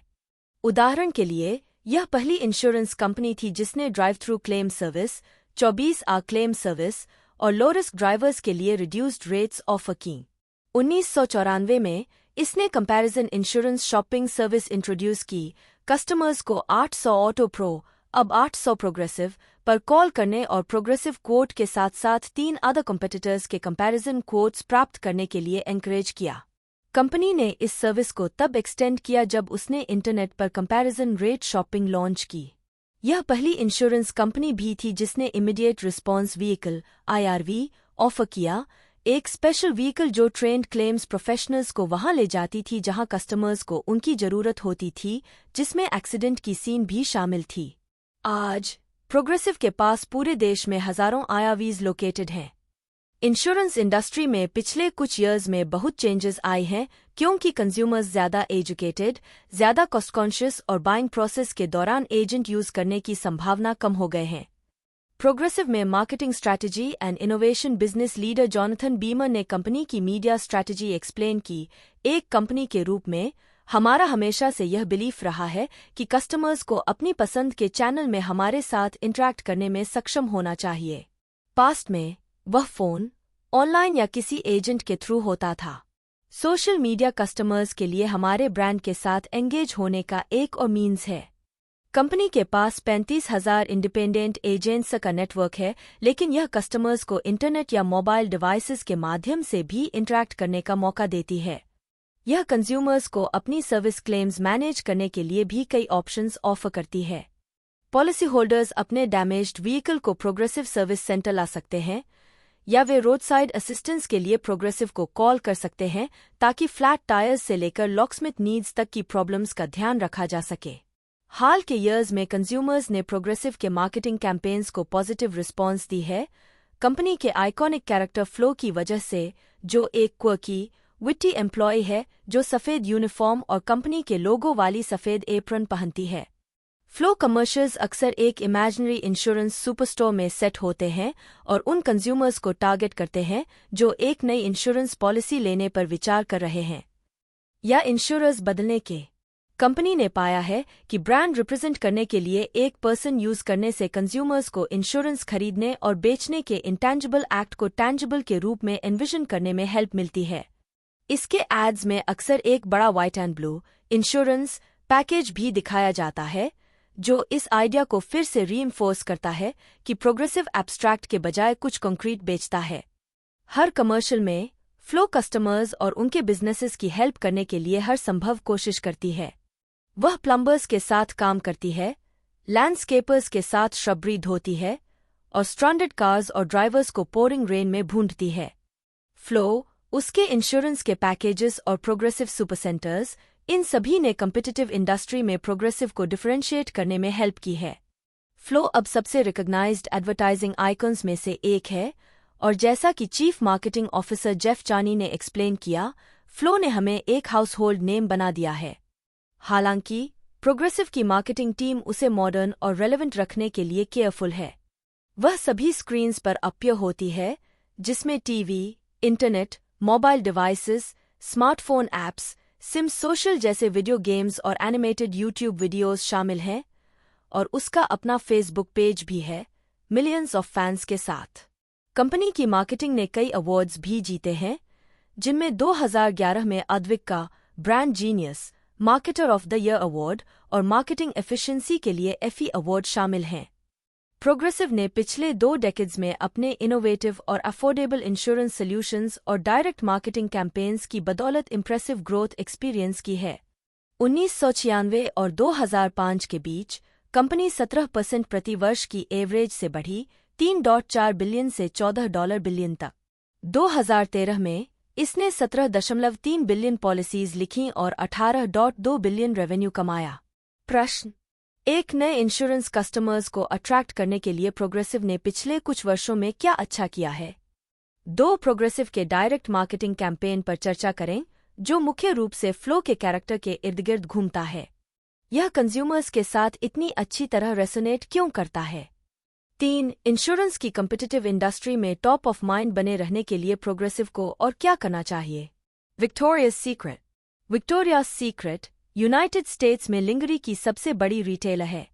रॉय रेमंड ने 1977 में कंपनी की स्थापना की क्योंकि उन्हें लगता था कि रिटेलर्स केवल टेरिक्लॉथ रोब्स और अगली फ्लोरल प्रिंट नाइलॉन नाइटगाउन्स के रैक्स ऑफर करते थे। 1982 में रेमंड ने कंपनी को लिमिटेड स्टोर्स इंकॉर्पोरेटेड के क्रिएटर लेस्ली वेक्सनर को $1 मिलियन में बेच दिया। उस समय विक्टोरियाज सीक्रेट 4 स्टोर्स और एक कैटलॉग बिजनेस तक एक्सपैंड हो चुका था। कंपनी प्रॉफिटेबल नहीं थी, लेकिन वेक्सनर को इसका अट्रैक्शन याद था। वहाँ एरोटिक लिंगरी नहीं थी, लेकिन बहुत सेक्सी लिंगरी थी और मैंने यूएस में ऐसा कुछ नहीं देखा था। हालांकि वेक्सनर को उस समय लिंगरी के बारे में कुछ नहीं पता था, उन्होंने मार्केट को एक नए लाइट में देखने का मौका देखा।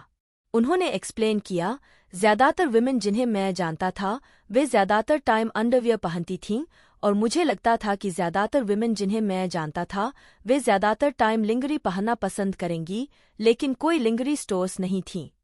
मैंने सोचा कि अगर हम प्राइस पॉइंट्स और प्रोडक्ट्स डेवलप कर सकें जिनका कस्टमर बेस ब्रॉडर हो तो यह कुछ बड़ा हो सकता है। 1970 और अर्ली 1980 के दशक के दौरान मार्केट में वास्तव में विमेन के लिए लिंगरी शॉपिंग के बहुत कम ऑप्शंस थे। एक तरफ women fruit of the loom, हास या जॉकी कॉटन अंडरवियर 3 पैकेजेस में खरीद सकती थीं, जैसे मेन करते थे। डिपार्टमेंट स्टोर्स डिजाइन और स्टाइल के मामले में बहुत कम ऑफर करते थे, और लेसी लिंगरी केवल फ्रेडरिक्स ऑफ हॉलीवुड जैसे स्टोर्स में मिल सकती थी, जिनके प्रोडक्ट्स प्रोवोकेटिव माने जाते थे, डेली वेयर के लिए नहीं, और अक्सर शॉप करने में एम्बैरेसिंग होते थे। वेक्सनर ने विक्टोरियाज सीक्रेट को रीवैम्प करने के लिए कई स्टेप्स लिए। सबसे पहले उन्होंने रियलाइज किया कि कंपनी को फीमेल कंज्यूमर्स को टारगेट करना चाहिए जो खुद के लिए बाय करती हैं, बजाय मेल कस्टमर्स के जो अपने सिग्निफिकेंट अदर्स के लिए शॉप करते हैं। रिजल्ट के रूप में विक्टोरियाज सीक्रेट ने स्टाइलिश कलर्स, टेक्सटाइल्स और पैटर्न्स में न्यू प्रोडक्ट्स की एक रेंज लॉन्च की जिससे विमेन टेस्टफुल तरीके से सेक्सी और ग्लैमरस फील करती थीं। कंपनी ने फिट की कंसिस्टेंसी पर फोकस किया, जिससे कस्टमर लॉयल्टी क्रिएट करने में हेल्प मिली और स्टोर्स को फीमेल शॉपर्स को अपील करने के लिए रिकॉन्फ़िगर किया गया। उदाहरण के लिए, कस्टमर्स को ज्यादा प्राइवेसी प्रोवाइड करने के लिए ब्रा डिस्प्लेस और फिटिंग रूम्स को पीछे ले जाया गया। अगला, वेक्सनर ने स्टोर्स और कैटलॉग्स में एक European look and feel evoke करके स्टाइल और सोफिस्टिकेशन की ब्रांड इमेज रीइंफोर्स की। कैटलॉग्स पर एक फेक लंदन एड्रेस होता था। कंपनी का हेडक्वार्टर्स वास्तव में कोलंबस, ओहायो में था, जबकि स्टोरफ्रंट्स 19वीं सेंचुरी इंग्लैंड जैसे दिखते थे, पूरे में सॉफ्ट क्लासिकल म्यूजिक और रोमांटिक स्टाइल डिटेल्स के साथ। 5 इयर्स के भीतर विक्टोरियाज सीक्रेट कुछ ही स्टोर्स से एक्सपैंड होकर 346 स्टोर्स और एक ग्रोइंग कैटलॉग बिजनेस तक पहुंच गया। विक्टोरियाज सीक्रेट के कैटलॉग बिजनेस को रिटेल इंडस्ट्री में सबसे सक्सेसफुल में से एक माना जाता है। जब वेक्सनर ने 1982 में कंपनी खरीदी थी, तो प्रत्येक कैटलॉग को प्रोड्यूस और डिस्ट्रीब्यूट करने में $3 की हेफ्टी कॉस्ट आती थी। अगले 20 इयर्स में इसका कस्टमर डाटाबेस सिग्निफिकेंटली ग्रो हुआ और 1998 में 400 मिलियन मेलिंग्स पर पीक पर पहुंच गया। आज विक्टोरियाज सीक्रेट लगभग $220 मिलियन प्रति वर्ष स्पेंड करता है और worldwide 390 million catalogues mail करता है। इसका कैटलॉग बिजनेस इतना सक्सेसफुल रहा है क्योंकि यह कई चीजें अकम्प्लिश करता है जो एक रिटेल स्टोर नहीं कर सकती।